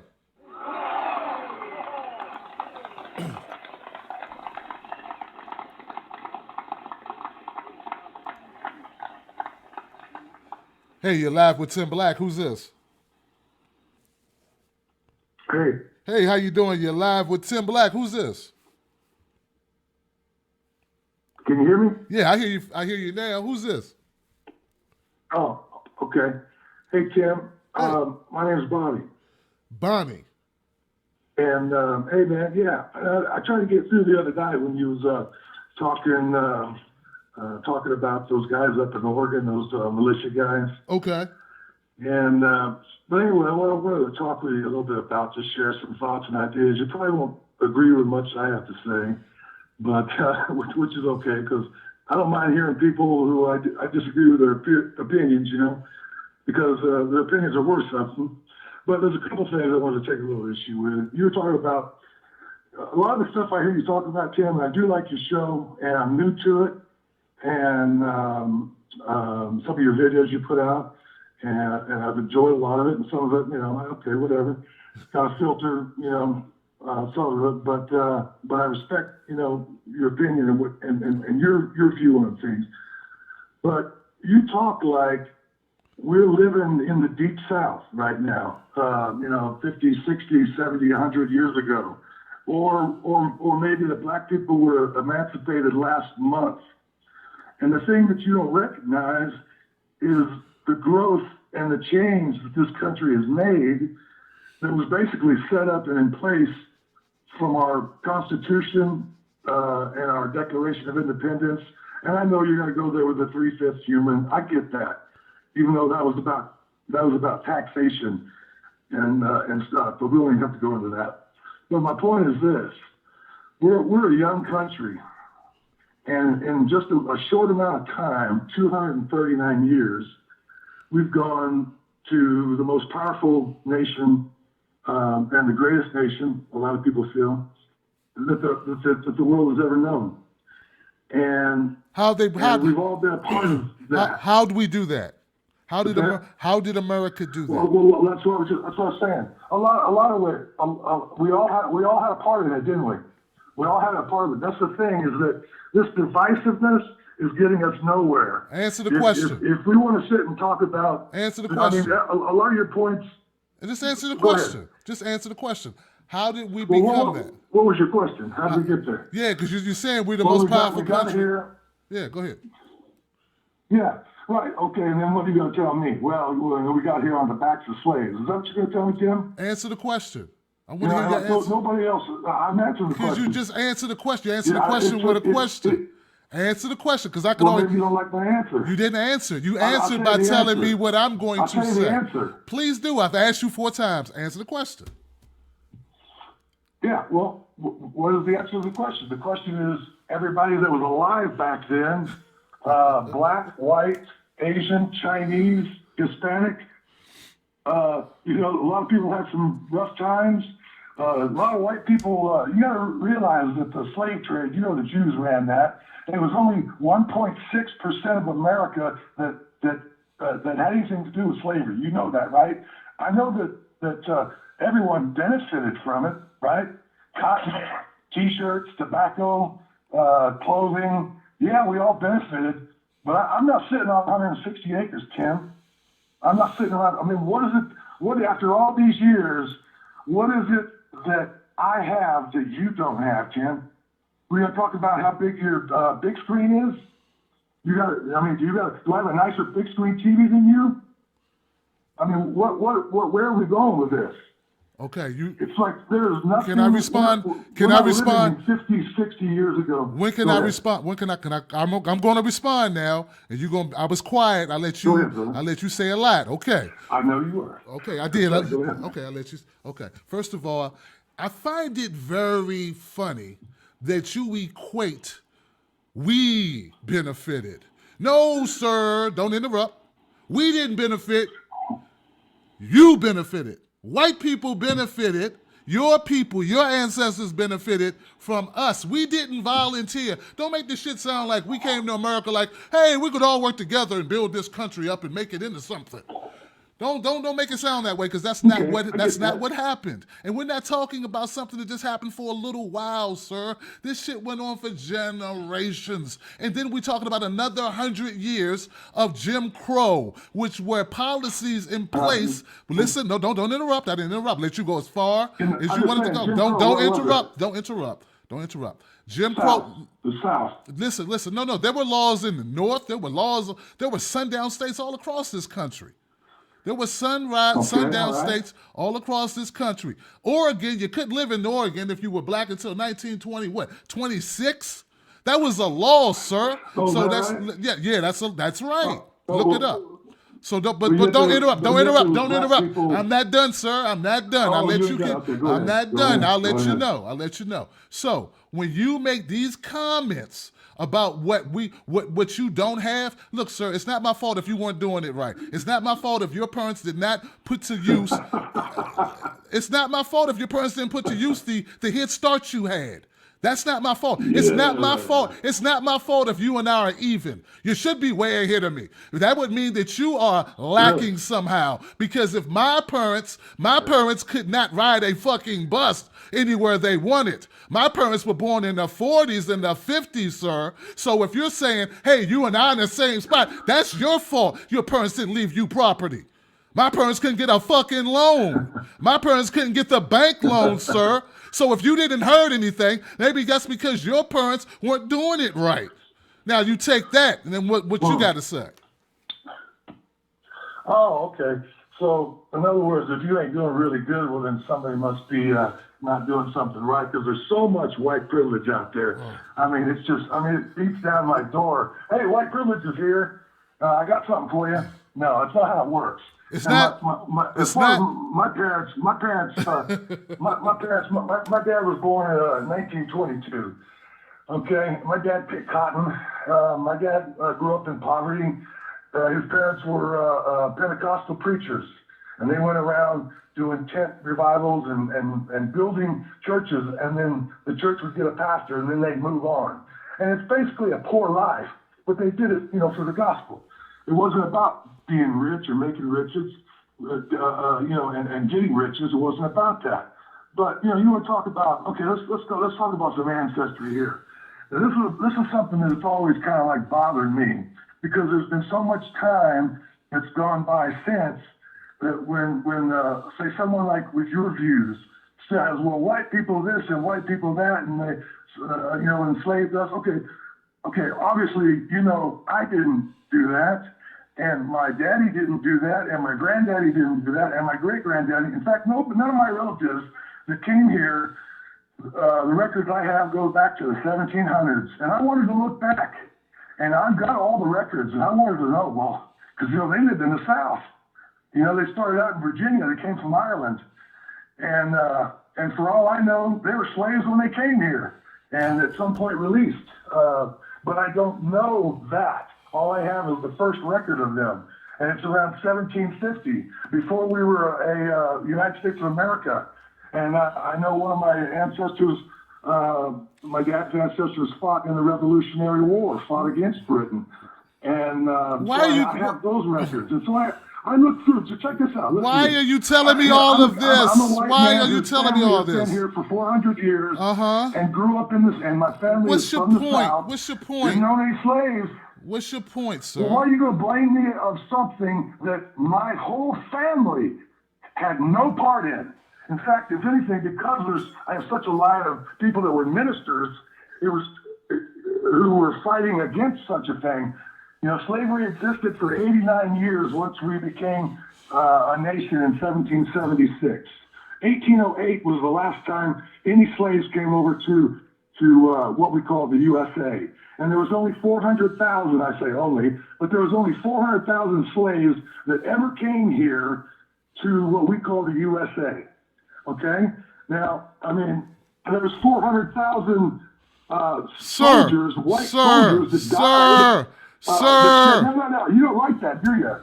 No, you're taking too fucking long, sir. People that fought to end it. Make a point. What is your okay? What about the people Make your point. After the Civil War? Make your point. Okay, so what's your point? Well, my point is where. Yeah, stop. Just make your point. Make your point. Do it. My point is, where are we going with this?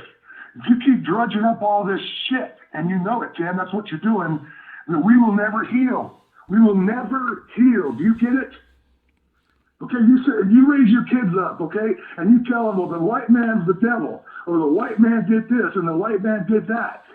You know what I mean? Your kid's going to grow up, and he's going to have hatred in his heart, Jim. Don't tell me it ain't going to happen. Okay? All right. I'm just saying, where are we going to go with this, Ken? How about some healing? Some healing. How about some good things to come from it? I mean, I love all people. You know what? You know what? But, you know okay, what I'm saying? okay. Can I respond now? You know, I'm gonna let you go, just go Yeah, full go ahead. throttle and talk about your granddaddy and your Hey, great and I grand. Listen, appreciate that. yeah, I know because I never said you did shit. I never said your grandfather did shit. I said America. No, I'm Listen, can I finish? But see, you identify with when I say America, you take it personal, don't you? See, that's the difference. When I say, Because I know listen, what no, you're saying let by me America. finish. And what you're saying is the white man. Dude, if you don't let me That's what finish. you're saying. You know it.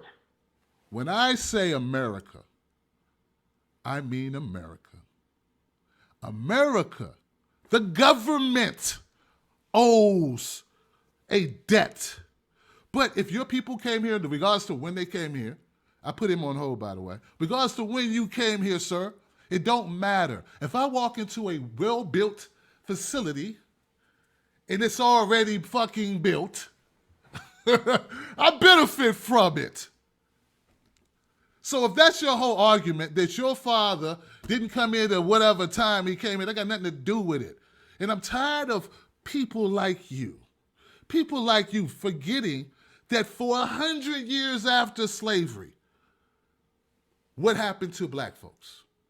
I'm tired of people just counting this time in 1865, you were free. So what's the problem? What's the problem? Totally forgetting slavery by another name, which was our justice system, which picked black people up who didn't have jobs, locked them up for extraordinarily long periods of time, and then rented them to the same plantations that they were just freed from. See, I know a little bit about history. But we can jump all the way to 1965. Fuck it, let's jump to now with Obama. Let's deal with the here and now. Sir, if we had come so far, why is it that when we look at every statistical category, everyone, we are still sitting on the bottom? Now, if you don't believe that is a structural issue based on policies enacted by America, I'm not saying you. You said, you mean the white man. Well, you control the government, but it's not you personally. But see, you don't want to change the system because you benefit from the system. You enjoy it. Period. Point blank. So don't go on and on. I let you go as long as I'm going to let you go on my channel. You're butthurt because I'm telling the truth. I'm not telling a lie. It's true. I disagree with you largely on the numbers you cited to me too. Largely. I can cite you statistics of things going on in 2010, 2012, 2014, stats I can give you. I can give you stats, man. Why do you think those stats are so fucking horrible? So you say, well, when will it be okay for you for me to start talking about shit? This month, would that be okay with you? Or would I be copying a plea because I'm talking about something that happened in December instead of talking about something that happened today? I mean, when can I start for you? Would it be comfortable for you to have this discussion? And once again, I have a channel that your privileged white ass don't need to watch if you don't like it. Nobody is making you watch this channel. There are a lot of other YouTube channels you could watch instead of calling up to my free content, you loafer. You don't give nothing to this channel. So, once again, if you are broke, that ain't my fault. White privilege is a lot of things. But let's not call it white privilege. Just call it what it is. It's white ignorance. You are ignorant to the conditions that we live under, which makes you callous, which leaves you unaffected by anything I said to you. And all you do, then you play the victim. And you talk about my children.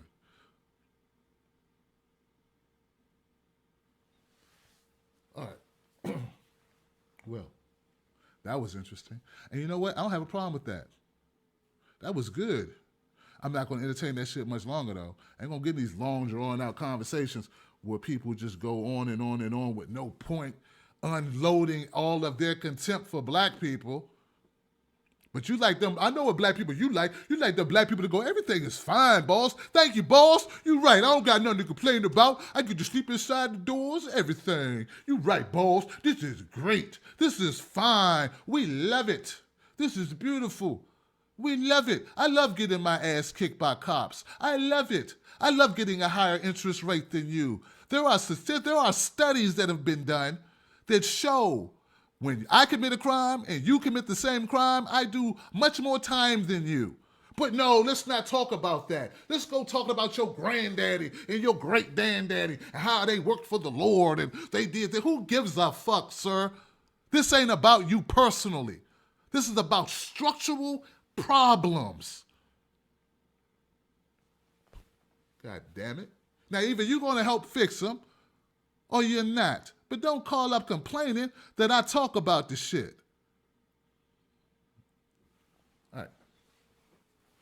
You probably one of them people that be me bitch about them cops too. Like being a cop is a dangerous job. Cab drivers have a more dangerous job. Stop watching Fox News. All right. You're live with Tim Black. Who's this? This is Ross. How's it going? It's been going. I've noticed a trend. It keeps going up and up and up with the. Gosh, that last guy. Yeah, it's fun stuff, man. But don't let that dissuade you, man. Go ahead and make your point, whatever it is, sir. Okay. So going against that trend that I mentioned, we're going to take it down a notch, okay? Okay. All right, Tim? You with me? I'm cool, man. All right. Okay. So the first that you made on Facebook, that was me. I replied to that. I said I disagree with your definition. What I mean by that is that her definition of racism wasn't just bigotry, intolerance, prejudice, whatever you want to call it. Her definition also included, how to describe this, some sort of power structure that props that activity up. That's her definition of racism. Am I with you so far? Yeah, but she was talking in terms of groups, though. It was about group impact on another group. Group impact on another group, not an individual. But go ahead, Ross. I understand. Okay. My initial post was saying it's kind of splitting the definition a little bit from how it's normal used. And on that, I disagree with her take on it. Just on its face, I didn't really read into it that much. Just on its face, I said, I disagree with that definition. And that's really the crux of what I was trying to get at, is that it doesn't, I mean, I'm not going to say it doesn't matter how it was abused, because that's obviously a lot worse. But that doesn't diminish the day-to-day racism that some people go through. That's all I was saying. Okay, that's fair enough, man. Ross, I'm gonna ask you a question. I just want you to answer it simple and honestly, of course. Ross, do you understand? Absolutely. Do you understand that if you lived in Ferguson, that I would have an 87% more of a chance getting pulled over than you, and that is inequality? That's total bullshit. Okay. Yeah. Okay. So that's why even like the ratio of minority cops in that town, it's like, right. It is a black community. I mean, and then you look at the police force, in no way it's 70, 75, 80% white. Right. That shows that they're not pulling right. the raw talent from their community. They're getting the people brought in, and they have their own preconceptions. Right. That's part of the problem.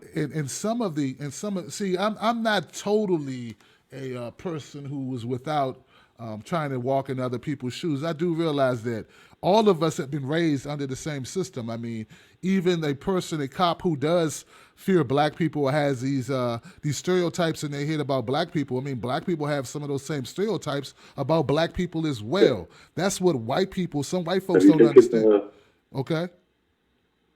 There's an interesting test a psychological test that you can take online for free, and it's like a snap judgment reaction test. Right. And it's some interesting stuff. It isn't 100% exclusive, but it shows that most people, I think something like 80%, tend to show preference toward their own perceived group, wherever that may be on the. Right. This is true, man. But hey, But I mean, yeah, so basically, I don't know. I'm gonna. It seemed earlier like we had to be, but I think that just stopped some of it. well, okay, Ross, man. Look, man, I'm glad you called up, my friend, and there's no hard feelings. And hey, Yeah. I mean, you know, I understand what you mean now, and Montague kind of explained it as well. So, Yeah. all right, man, give it up for my Shout out to man. Montue again. That's it, man. Shout out to Montague. Give it up for Ross. Hey, man. It's all love, man. Oh, man. Bonnie hung up. Bonnie hung up. Probably pissed. I just had a civil conversation with a white guy, and we didn't argue. And he didn't complain about me talking about Ferguson. He acknowledged that that's not cool, that it's not right for, it doesn't seem, there's no equality in the way they do their policing, it appears, based on the numbers, not based on my fucking feelings, not based on your father or your cousin and other shit. I'm talking about the numbers based on the culture in that police department. If you take that personal, that's on you. There's got to be some black cops in Ferguson, but mostly they were white. But it's the system. And black people buy into the system and they go right along. In fact, I will concede this to anyone because it's just the truth. And Dr. Roy said it best, and I don't want to bite her, but I agree with it. It's so poignant. The last person you want is a black overseer because black overseers who are working within the system treat black folks or dislike black folks more than racist white folks. So that's good. You know why? Because they got something to prove. They're the worst. So I'm not letting anybody off the hook, sir. Unfortunately, you know, people get emotional. I like that Bonnie called up and got all pissed off, and that shows the emotional level. You know, other people are passionate too, emotional about their shit. All right, let me go here. Hey, who is this? Who is this? Hey, you're live with Tim Black. Who's this? Tim. Hey, how you doing, Lisa? No. Oh, damn, Carter, what's up, man? Where you be? You sounded a little scratchy, man. Hey, Tim, what's up, man? You all right? Man. Hell, you lit the stage on fire today, man. I had to. All up in his feelings. Man. Dude, look, I thought the crescendo, the peak was me and Montague. That wasn't nothing. When dude called up, going in, shit, that made me and Montague seem civil. Yeah, we seemed calm and laid back compared to me and Bonnie. Me and Donnie were talking about that a couple nights ago. How some white people, they take that American shit. 90 seconds. Yep. And it's like either we're all gonna fit under the box of America or we're not. But you know, white folks did some foul shit over here. Not to him they did. And it's not. Huh? Not to him they didn't. To him, it was all for the greater good because we all benefited from it. We all succeeded from it. We all got ahead because of it. Shoot, say that to the horse you've been riding. God damn it. You know, this is so disingenuous, man. Oh, I wanted to cut him off, but I wanted him to finish, but he would never finish. Finish your point. Because I wanted to let, you know, I knew I had him in the debate. It's just he would not stop. But you gotta, you was like, you know, white people like that, the way I see most of them that get that upset, I kind of feel like you feel like they're upset that they couldn't use it to their benefit. Yep. Yep. Exactly. You know, he might have come from a genuine family that might have fought, to free the slaves, but the system was still left there that they still could have took advantage of. Right. 10 Without seconds. being raped. Man, white people know they benefit from that shit every day. They know if it's not them, they know they see racism, they see discrimination, they know they benefit from it. Ain't nobody stupid. This guy act like it don't exist now because it's 2016. Come on, man. Man, what has he been? He knows better. He knows better.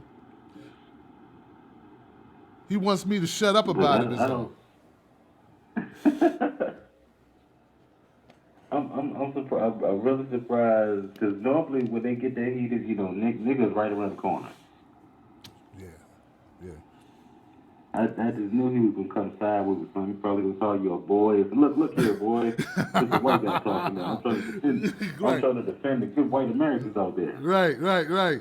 Notice how when I said America, he said I'm talking about white people. Like I thought we was Americans. I thought we see when these people see these guys like, Right. no, we're all Americans. Not to him, you're not. Because when I talk about America, I'm talking about just white people, just him. His people, his kinfolk, not your ass. So remember that, black folks who love to throw that shit at me all the time. But I'm American. I said it a couple shows back. I don't know why they still keep trying to go to this Constitution thing. First of all, it's a damn piece of paper. And they got no more power than what you put into it.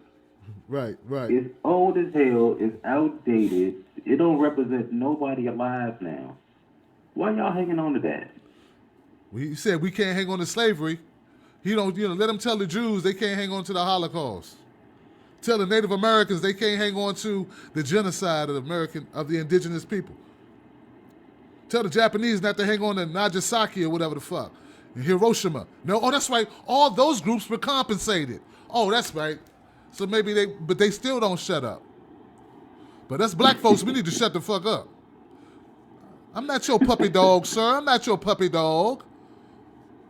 Like that ain't gonna happen. They hate, they've shut down different factions that tried to, resegregate and get, black power back up in movement. They can't shut down the mindset. They can't shut down the consciousness. Right. They might can steal the land back, but they can't shut down that part of the movement. And it's just like splitting wood, man. Eventually you'll see a crack in white supremacy. You put the wedge up there, you flip the axe around, you split it right down the middle. It's kind of it's a little bit I don't know, depleting, Carter, man, because it's like I tried, I wanted it to be a unifying thing. Like we notice a problem, we work on it together, but they are really polarizing it.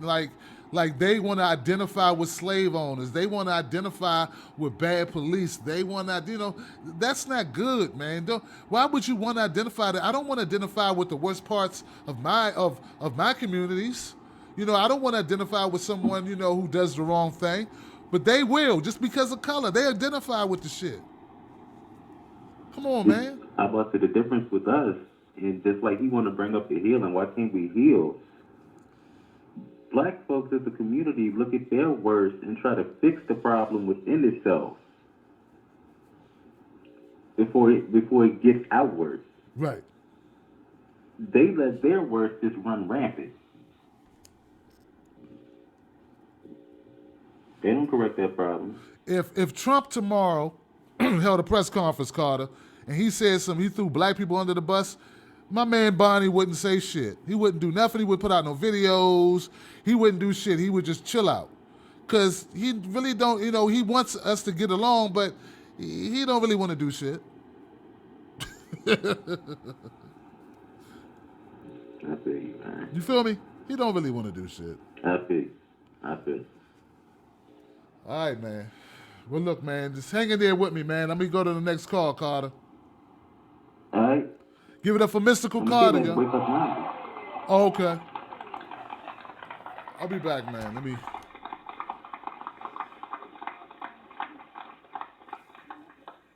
kind of curious who this is. See what's going on, man. Hello, you're live with Tim Black. Who's this? Brother Tim, brother Tim, brother Tim. This is Mo again, man. What's happening with you? Man, what's up, Mo? How you doing, fam? All right, man. Hey, you know, I had so much to say, but I've been listening to you on this daggone call queue, and you've been saying everything I've been wanting to say, man. You got me speechless over here, man. Damn, dog, that's great, man. Look, man, that's like because I respect your opinions, bro. So I appreciate that's a compliment, fam. Thank you, bro. But go ahead, say it anyway, Mo. Mo, say it anyway, bro. Just to add a little bit to you.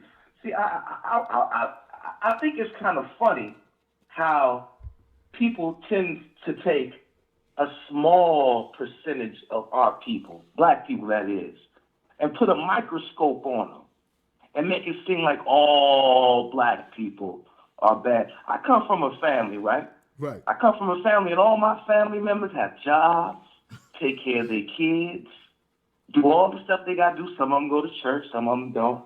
You know how it is, right? Right. We all get together on the holidays.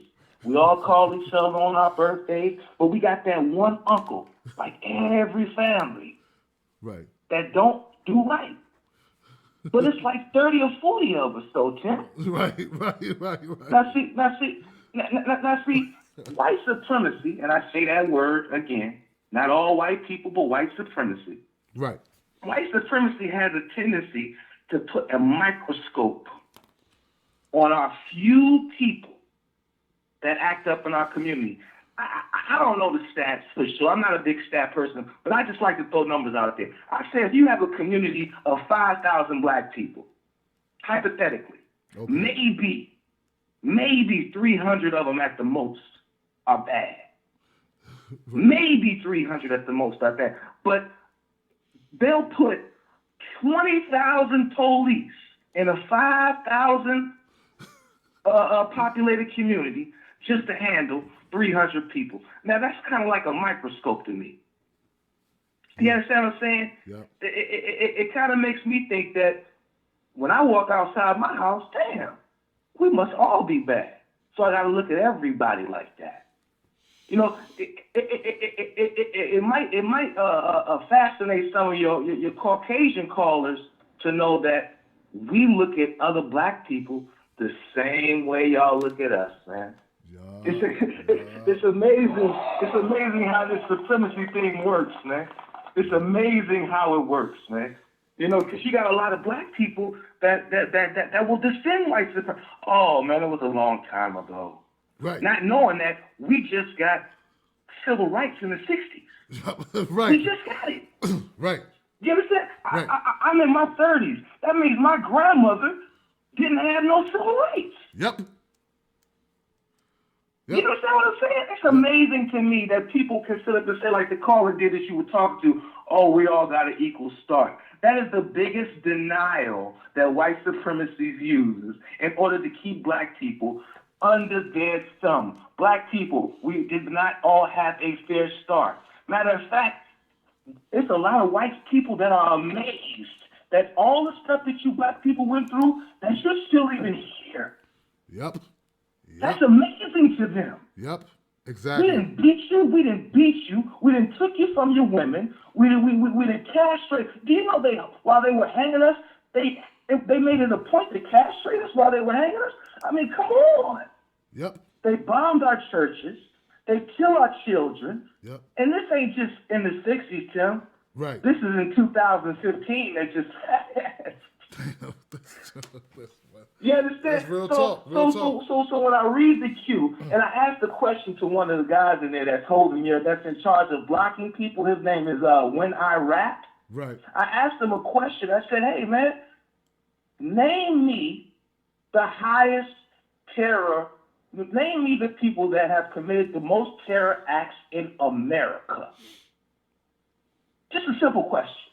Name me the race. Name me the gender. Because it's not because contrary to popular belief, Right. It's not the Arabs, man. Right. It's not them. Right. Sorry. Right. Sorry. Right.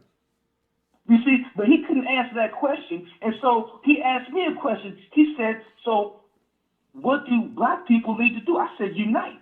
Now answer my question, sir. He couldn't answer it. Then he blocked me. This is the guy when I rap that's on the thing. He blocked me after I did that. After I asked him that he couldn't answer my question, he blocked me. But anyway, that's neither here nor there. I just want you to know, man, that you have said everything needed to be said tonight. Everything needed to be said. And for anybody out there who's naive enough to think, because you see a couple black people harming other black people, that we are more dangerous than a white man that will come in and hurt everybody. Then please, people, we're actually your best friends. You got black people out here, white people that will protect you if black people did anything. They love you. Yep. Black people love you, even though you've done all these things to us and treated us the way you treated us, and done all, we still love you. Yep. So don't be afraid of us. Yep. Now, black people, let me talk to you. Be afraid. Be very, very, very afraid. Get with your people. Unite with your people. Support people like Tim Black. Support people who are trying to make a difference in our community. Try to stay as far away from white supremacy as possible. It's an old show and people laugh at it. Tyrese had a movie called, I think it was called Baby Boy. Yes. But in that movie, it was a scene where Ving Rhames said, "What you want, guns or butter?" You remember that scene, Tim? Yeah, I remember that scene. You know I do. Guns or butter, Guns black or people. Butter. Yep. Guns is real estate. Banks. Metro rails. All types of things where we don't have to be relying on other people. Now, butter is them Jordan tennis shoes that y'all want to buy. All right? And I'm going to be hard on my people for a second. All that Versace belts and all this stuff that's that butter stuff. Let's start thinking about guns, people. And I'm not talking about the actual weapon. I'm talking about knowledge. Right. Let's get together. Let's unite and be careful. Watch your children. Don't be out here buying your children toy guns. Yep. And I'm not saying that because, black people shouldn't be able to play with toy guns. No, because it's not safe for you to play with toy guns out here. Be careful. Watch your children. Yep. I don't let my 6-year-old play with toy guns. Black women, exactly. I got a 3-year-old son, Tim. Black women, there are black men out here that love you. Now we might not be wearing Versace belts. We might be garbage men. We might be plumbers. We might be like me, a truck driver. You understand what I'm saying? Right. But what I'm saying is, we're not all, don't look at that small few that these people try to put in your face to make it seem like it's all bad, like it's all us, because it's not.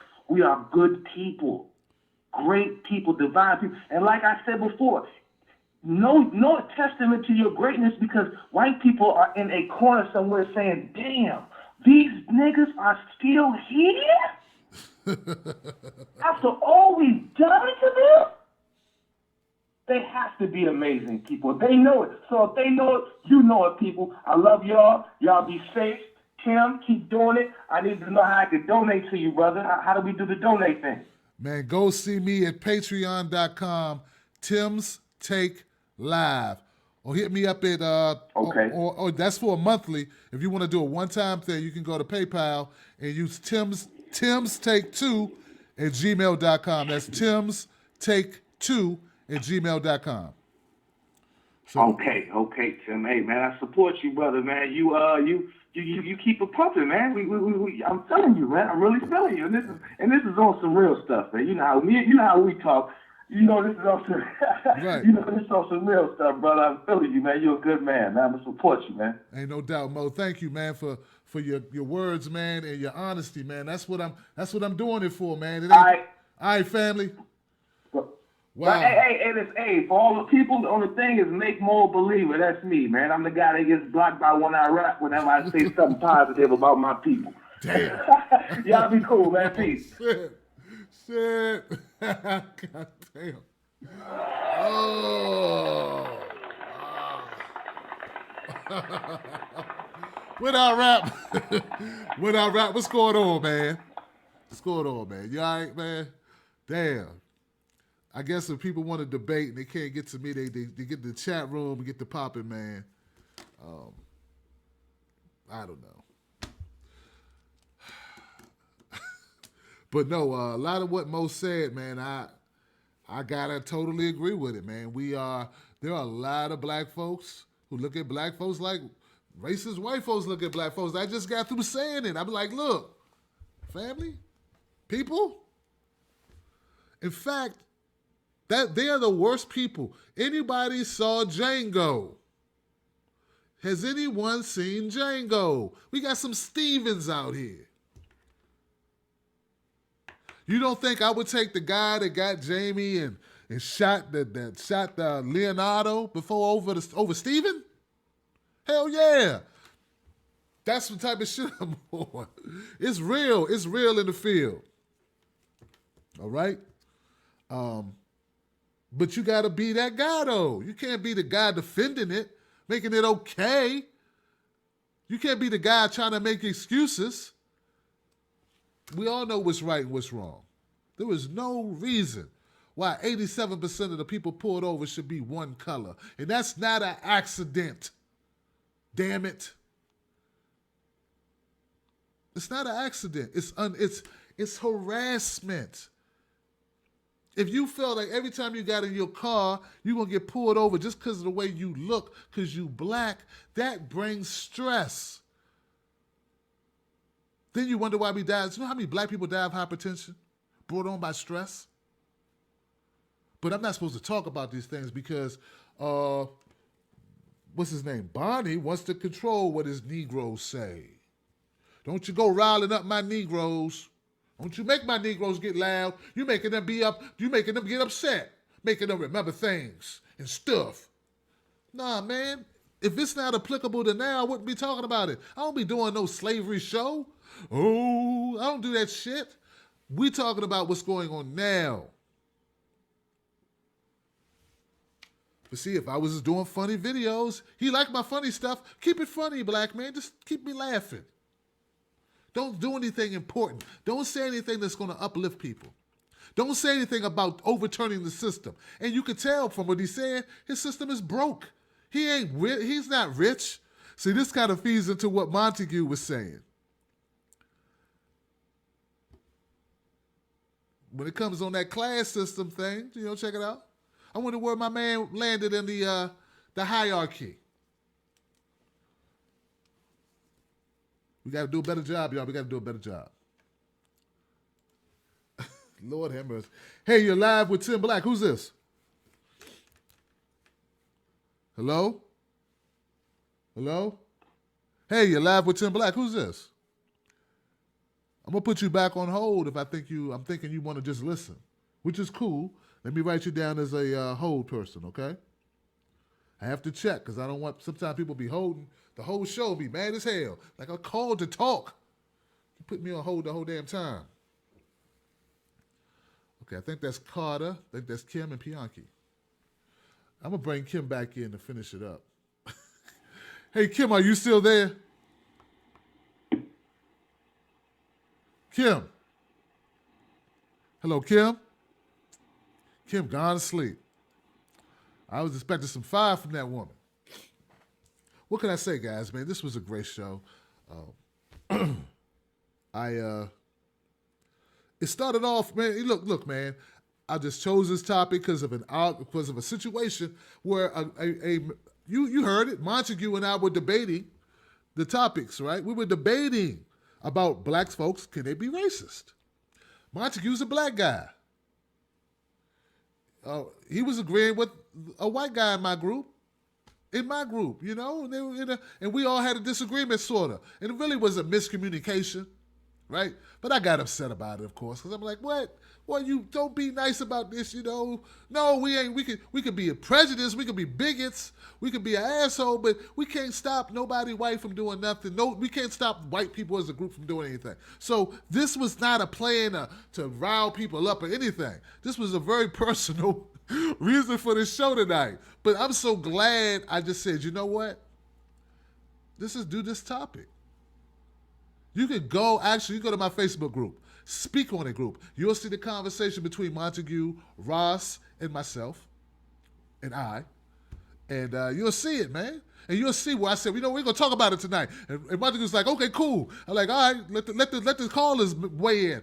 He's like, indeed, So that's what we did, and we kept this civil. You know me, I'm going to get passionate at some point, but I tried to keep it civil, and it was cool as hell.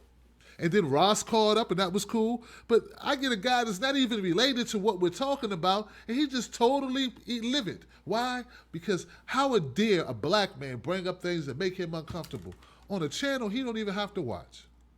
But I get it. I understand. I'm striking a chord. And you know what? That's a good thing. Because maybe Bonnie will think about something later. I didn't cuss him out. I didn't call him names. I didn't call him any slurs or anything, right? And maybe that's what he needs. He needs to hear some harsh truth. And he needs to feel it. And he needs to be upset. What's he going to do? Watch Fox News and just feel cuddly? People just agreeing with him? Telling him exactly what he want to hear? Where does the growth come from if that's all you do? I do not just do topics to piss people off. So his whole thing about me bringing up stuff to just rile people up and you know what you're doing. What am I doing? I talk about things that matter. Maybe not to you, but they matter to other people. Hence, my numbers are going up because this shit that people want to hear about. You want me to do what? To tell jokes, huh? Well, I'm so sorry. I do that sparingly, but what's up? That's not what's up. There's a lot of YouTube channels. So anyway, do we answer the question about black people being racist? Yes, black people can be racist. Do they have any power with that racism? That's where the trouble comes in. When it's a racist institution, they can deny your ass credit. They can deny you a place to live. Well, community can uprise and treat you like shit as a group and funnel your ass out and say no blacks allowed. Or the culture of an organization makes you feel uncomfortable where you have to quit, where you get written up on your job. These things, those... forget, I don't care, but what can Bonnie do to me? What does him being upset with me do? Nothing. He called up my show and yelled. But at the end of the day, it doesn't impact my life. He doesn't get that. Me doing this show, well, maybe I have a voice, but who controls most of the media in America? So who controls the images that get put out about black people? And now you want to tell me that all of those people happen to be just so liberal, so straight edge, so none of them are upholding white supremacy? See, that's the problem. That's the problem.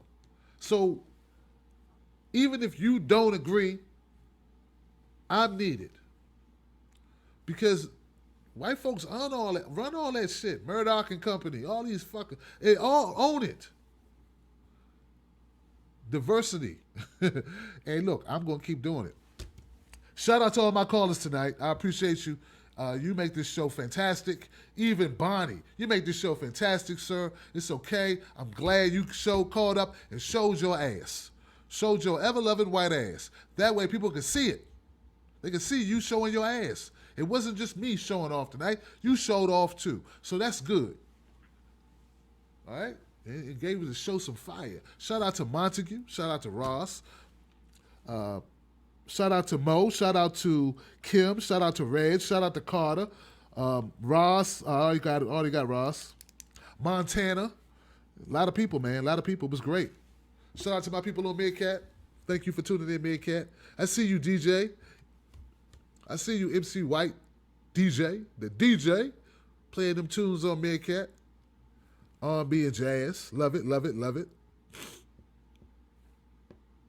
Chat room. Shout out to One Eye Rap. His name got mentioned a lot. Y'all need to just pound it out, man. What's going on with you? God damn. Liberty Not a License. Make Mo a believer. That's Mo. You can't block the truth. Mo is he's on fire. Mo is on fire. The chola of Chloe. The collar of Chloe. My bad. The collar of Chloe. Mr. Cotel 19. His name is Bobby, not Bonnie. What up, Bobby? Bobby the bigot. How about that? Bobby the bigot. Bigot Bobby. Look. Bonnie knows Sarge, Tim. Yeah, you remember Sarge? Sarge lost his mind, didn't he? See, my man Brooklyn, man. Brooklyn remembers Sarge. Sarge, hey, man, it's fun. I can take it, man. I'm not going to lose sleep over it. These guys get mad at me. It's never white ladies call up and cuss me out and get mad and yell and shit. It's always white guys. We're losing the country. Who's losing it? Jungle jargon. How about the discrimination against creationists in the educational system? You know, I kind of pick my battles. I'm going to fight for creationists in the education system. I got to pick my battles. You know, maybe we could do a show about, you know what, there's so much we need to do. There's so much we need to accomplish. There's so many topics we need to talk about. Education, education system, ways it can work better, things that need to happen, changes we need to implement. Health, I keep saying we're going to do these shows, and we are. All right? I just want to go through Rob Arm. New Nation Unity. New Nations Unity. New Nation. What are you promoting? New Nations Unity. What are you promoting on my channel, New Nation? Are you promoting Tim Black or are you promoting something else? What are you promoting on my channel? People come through just promote shit, just selling, passing out flyers and shit, just all up in my club passing out flyers. Like, give me a cut. What you doing? Desert Dogs. Damn, who's a retard? Who you talking about? These people are harsh in this room, man. This chat room don't take no prisoners. All right, y'all hear me? Karen Barber. What up, Karen? How you doing? So many people, man. I just want to shout you all out, but I don't like turning my head from the camera and not interacting. Like, Tim, you do that with us all the time. You don't never interact with us. Let me interact with my people over here on Meerkat. You know what? Let me do it this way. Got me feeling bad, Meerkat. You know, Meerkat people, they mad at me. They don't like to see a brother. Not you guys. You guys cool. 10 people? Where everybody at? Let me interact with my people over here. Oh, my bad. It is Sunday. Everybody left me. Except for MC White DJ. She there. With her cute self. Ink Panther. MBK O'Rail 2. MB Corral 2. What up, guy? Or lady or friend? Friend. Call your friend. Lydia. Lydia says she's sorry about the Redskins. I'm sorry about them too. They didn't do good today. But hey. Chorizo. What up, Chorizo? Live, Learn, Connecticut. Landing Point. Tyrone 255-483 says we can be prejudiced and bigoted but not racist. That's how I see it. But people, they're making these words mean the same thing. And I think this is what I think. I think there's some good, well-intentioned white folks who just see us. They don't see these problems. I got to make them see the problems because that's the only thing that's going to ignite, that's going to get them involved. See, I want to be inclusive. We all know the problems. We talk about them, but when my white friends come and join in, man, I want y'all to see the problems. I want you to know it's fucked up. And I know you think racism is somebody calling you names or treating you badly or whatever, or somebody might jump you on a train. That's a bigoted asshole, prejudiced asshole, okay? But we're talking about structural things that take away your quality of life that are bigger than one individual or two individuals on a train. You feel me? So that's the things we really need to team up on. And I'm sure there are things that are just we need to work on in general. And typically, anything that's bothering us bothers you guys. Like, it affects you too. Police brutality affects us all. In fact, guys, someone sent me, I feel bad. You know what? One day this week, I have to do a show, and I have to read a letter that was written to me by one of my subscribers who outlines what's happened to him in this small town and how he almost lost his life. And then this officer, the same officer, goes on to take a man's life. And that's why he contacted me, because that officer that almost took his life, he tried to tell them, hey, this man, he's not a good officer. He's a bully. He brutalized me, and the sergeants didn't do anything. And a year later, he killed a guy. And I happened to cover that story. So he saw that story because it was in his hometown, and he contacted me and said, hey, Tim Black, here's my story. So I need to give you guys that story. He doesn't care. Hopefully, he's on my team. Like, he understands that when I talk about white supremacy, which is the system that's slanted, right? I hope he knows I don't mean him personally, because I don't. And it's unfortunate that people like Bobby, his name is Bobby, I've been told, like Bobby, take it personal. You shouldn't. I don't take it personal an individual black person doing something. You shouldn't take it personal when white supremacy is doing something if you have no control over it. It's a big thing, man. It's a big thing. So anyway, but we got to address these issues, man. We can't just talk about shiny, funny shit. We can't do that. Or what's the point of me having a show? What good is having a black... You know what? You want a black guy to act like a white guy. You want a black guy that's concerned with white stuff. But I'm a black guy. And the problem I have with black media, and the void I'm going to feel, is I'm going to be a black guy talking about black stuff mostly. But I'm going to talk about all stuff, but I'm not going to shy away from black issues. I'm not going to do it in order just so more people like me. I'm not going to do it. Because you know what? I'd rather have 500,000 people that really like me, that I give them something special that they can't just get anywhere else, instead of being a guy trying to appeal to everybody with no soul with 1 million people. I take the 500,000. You understand? That's a decision I made. It's not the smartest marketing decision, but it's what I've chose to do. I'm not a kid. I'm not silly. I know what's important. And as you get older, you realize what's more important. And I just came to that realization. I know what's more important to me. All right? So look, guys, thank you so much for being here tonight. See you tomorrow. Let's play some music and bounce. And, yeah, go to Facebook. Tim Black, speak on it. Shout out to Ross. Ross called in. That was really a laid-back conversation. I didn't feel like arguing no more, man. God damn, man. I'm glad we kept it civil. I'm glad we kept it civil, man, because if you missed this show tonight, you missed some show. I'm trying to tell you. You know what? I'm going to put this whole show up on my DC News Trending channel, okay? So I'm going to put it up and put the whole show up there for everybody.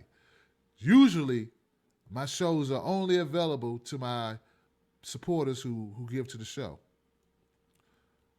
Because I got to give them an incentive to give to the show. Ain't nobody no charity. I don't want people to feel like they're giving me charity. I got to give them something. And and what I have is content. So I give them that. I give them access. If they're sick or if they're out of town and they want to catch up on, they can come in anytime and watch all the shows when they feel like it. And that's your incentive if you want to give to the show. So if you give to the show, Mo, just know I do have that for you. So tomorrow you're at work and you don't get a chance to catch it, you can get the show. All right? All right. I'm out, guys. Let's play that music. Why people start leaving when I start talking about giving back to the show? See what I'm saying? Now I'm about to be all sneaky and do that stuff while while the show going on. Shoot, let me see. You know what? Let me do this. I got y'all ass that time, didn't I?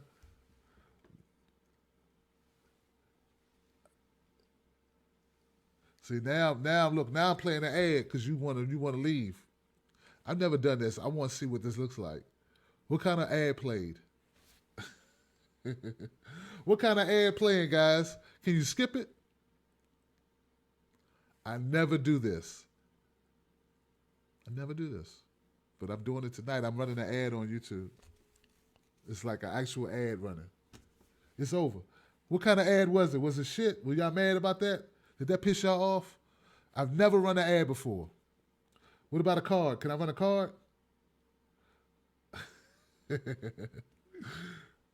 What about my cards? Are my cards displayed? I hope so, man. Talk smack against whites all the time. What? I don't talk smack against whites. People, that's what y'all think. I talk smack against whites all the time. Is that what I do? Nah, man. But you know what I'm not going to do? I'm not going to do a Stephen A. Smith and just jump on black folks so that white folks go, yeah, get him, Tim, yeah, you know. Nah, man. I talk about what goes on. Now, so tomorrow, if somebody does something and I talk about it, I'm just talking about whatever's going on. You know, I'm not going to do that tit for tat stuff. I'm not. Any black people that own black people are assholes too. They're bad too. All right. Music. Drums, please. Drums. Tim Black. Tim Black. Tim Black. Yes, I am. True. Funny. Tim Black. I am TimBlack.com. Tim Black.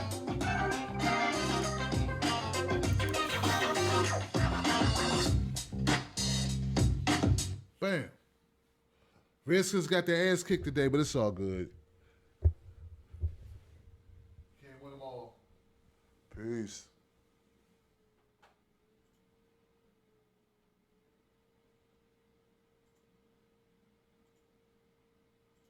Let me stop the show. Hey, Kim. Kim, you don't even be listening to the show no more.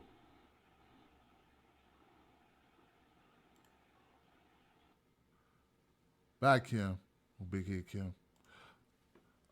All right, Carter. All right, Tim. All right, fam, man. Thanks for being here, man. Absolutely, man. I try to get it every night. I try to keep bringing more people to your show, man. Man, I appreciate it, man. You know, we are growing. It's slowly but surely, but we getting there, man. Oh, yeah. I'll keep bringing that fire, man. I'll see you next time. All right, brother. Peace.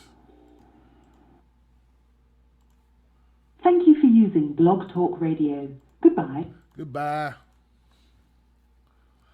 Damn, I don't even think I had dinner, man. Damn. See what y'all do, man? You see how hard I work? I don't even remember eating. I don't remember even having food, nutrition, doing this show. I don't even remember. I don't think I did. I didn't eat. And now it's midnight.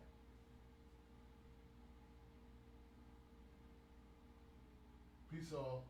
I'm gone, guys. Anybody in the chat room got anything they want to say, man? Oh, yeah. No More Mainstream Lies is Tim's new Google community. Join up if they let you. Yeah, you know what? I need to add. My man needs to add. I need to add to. I need to add you guys.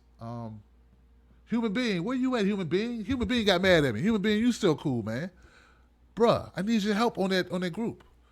I need someone to make somebody to make some graphics. I can't do it all, y'all. I cannot do it all. All right? I can't do it all. I'm just going to admit I can't do it all, man. I need your help. If you can't give money, man, give me your expertise. All right? I can't do it all.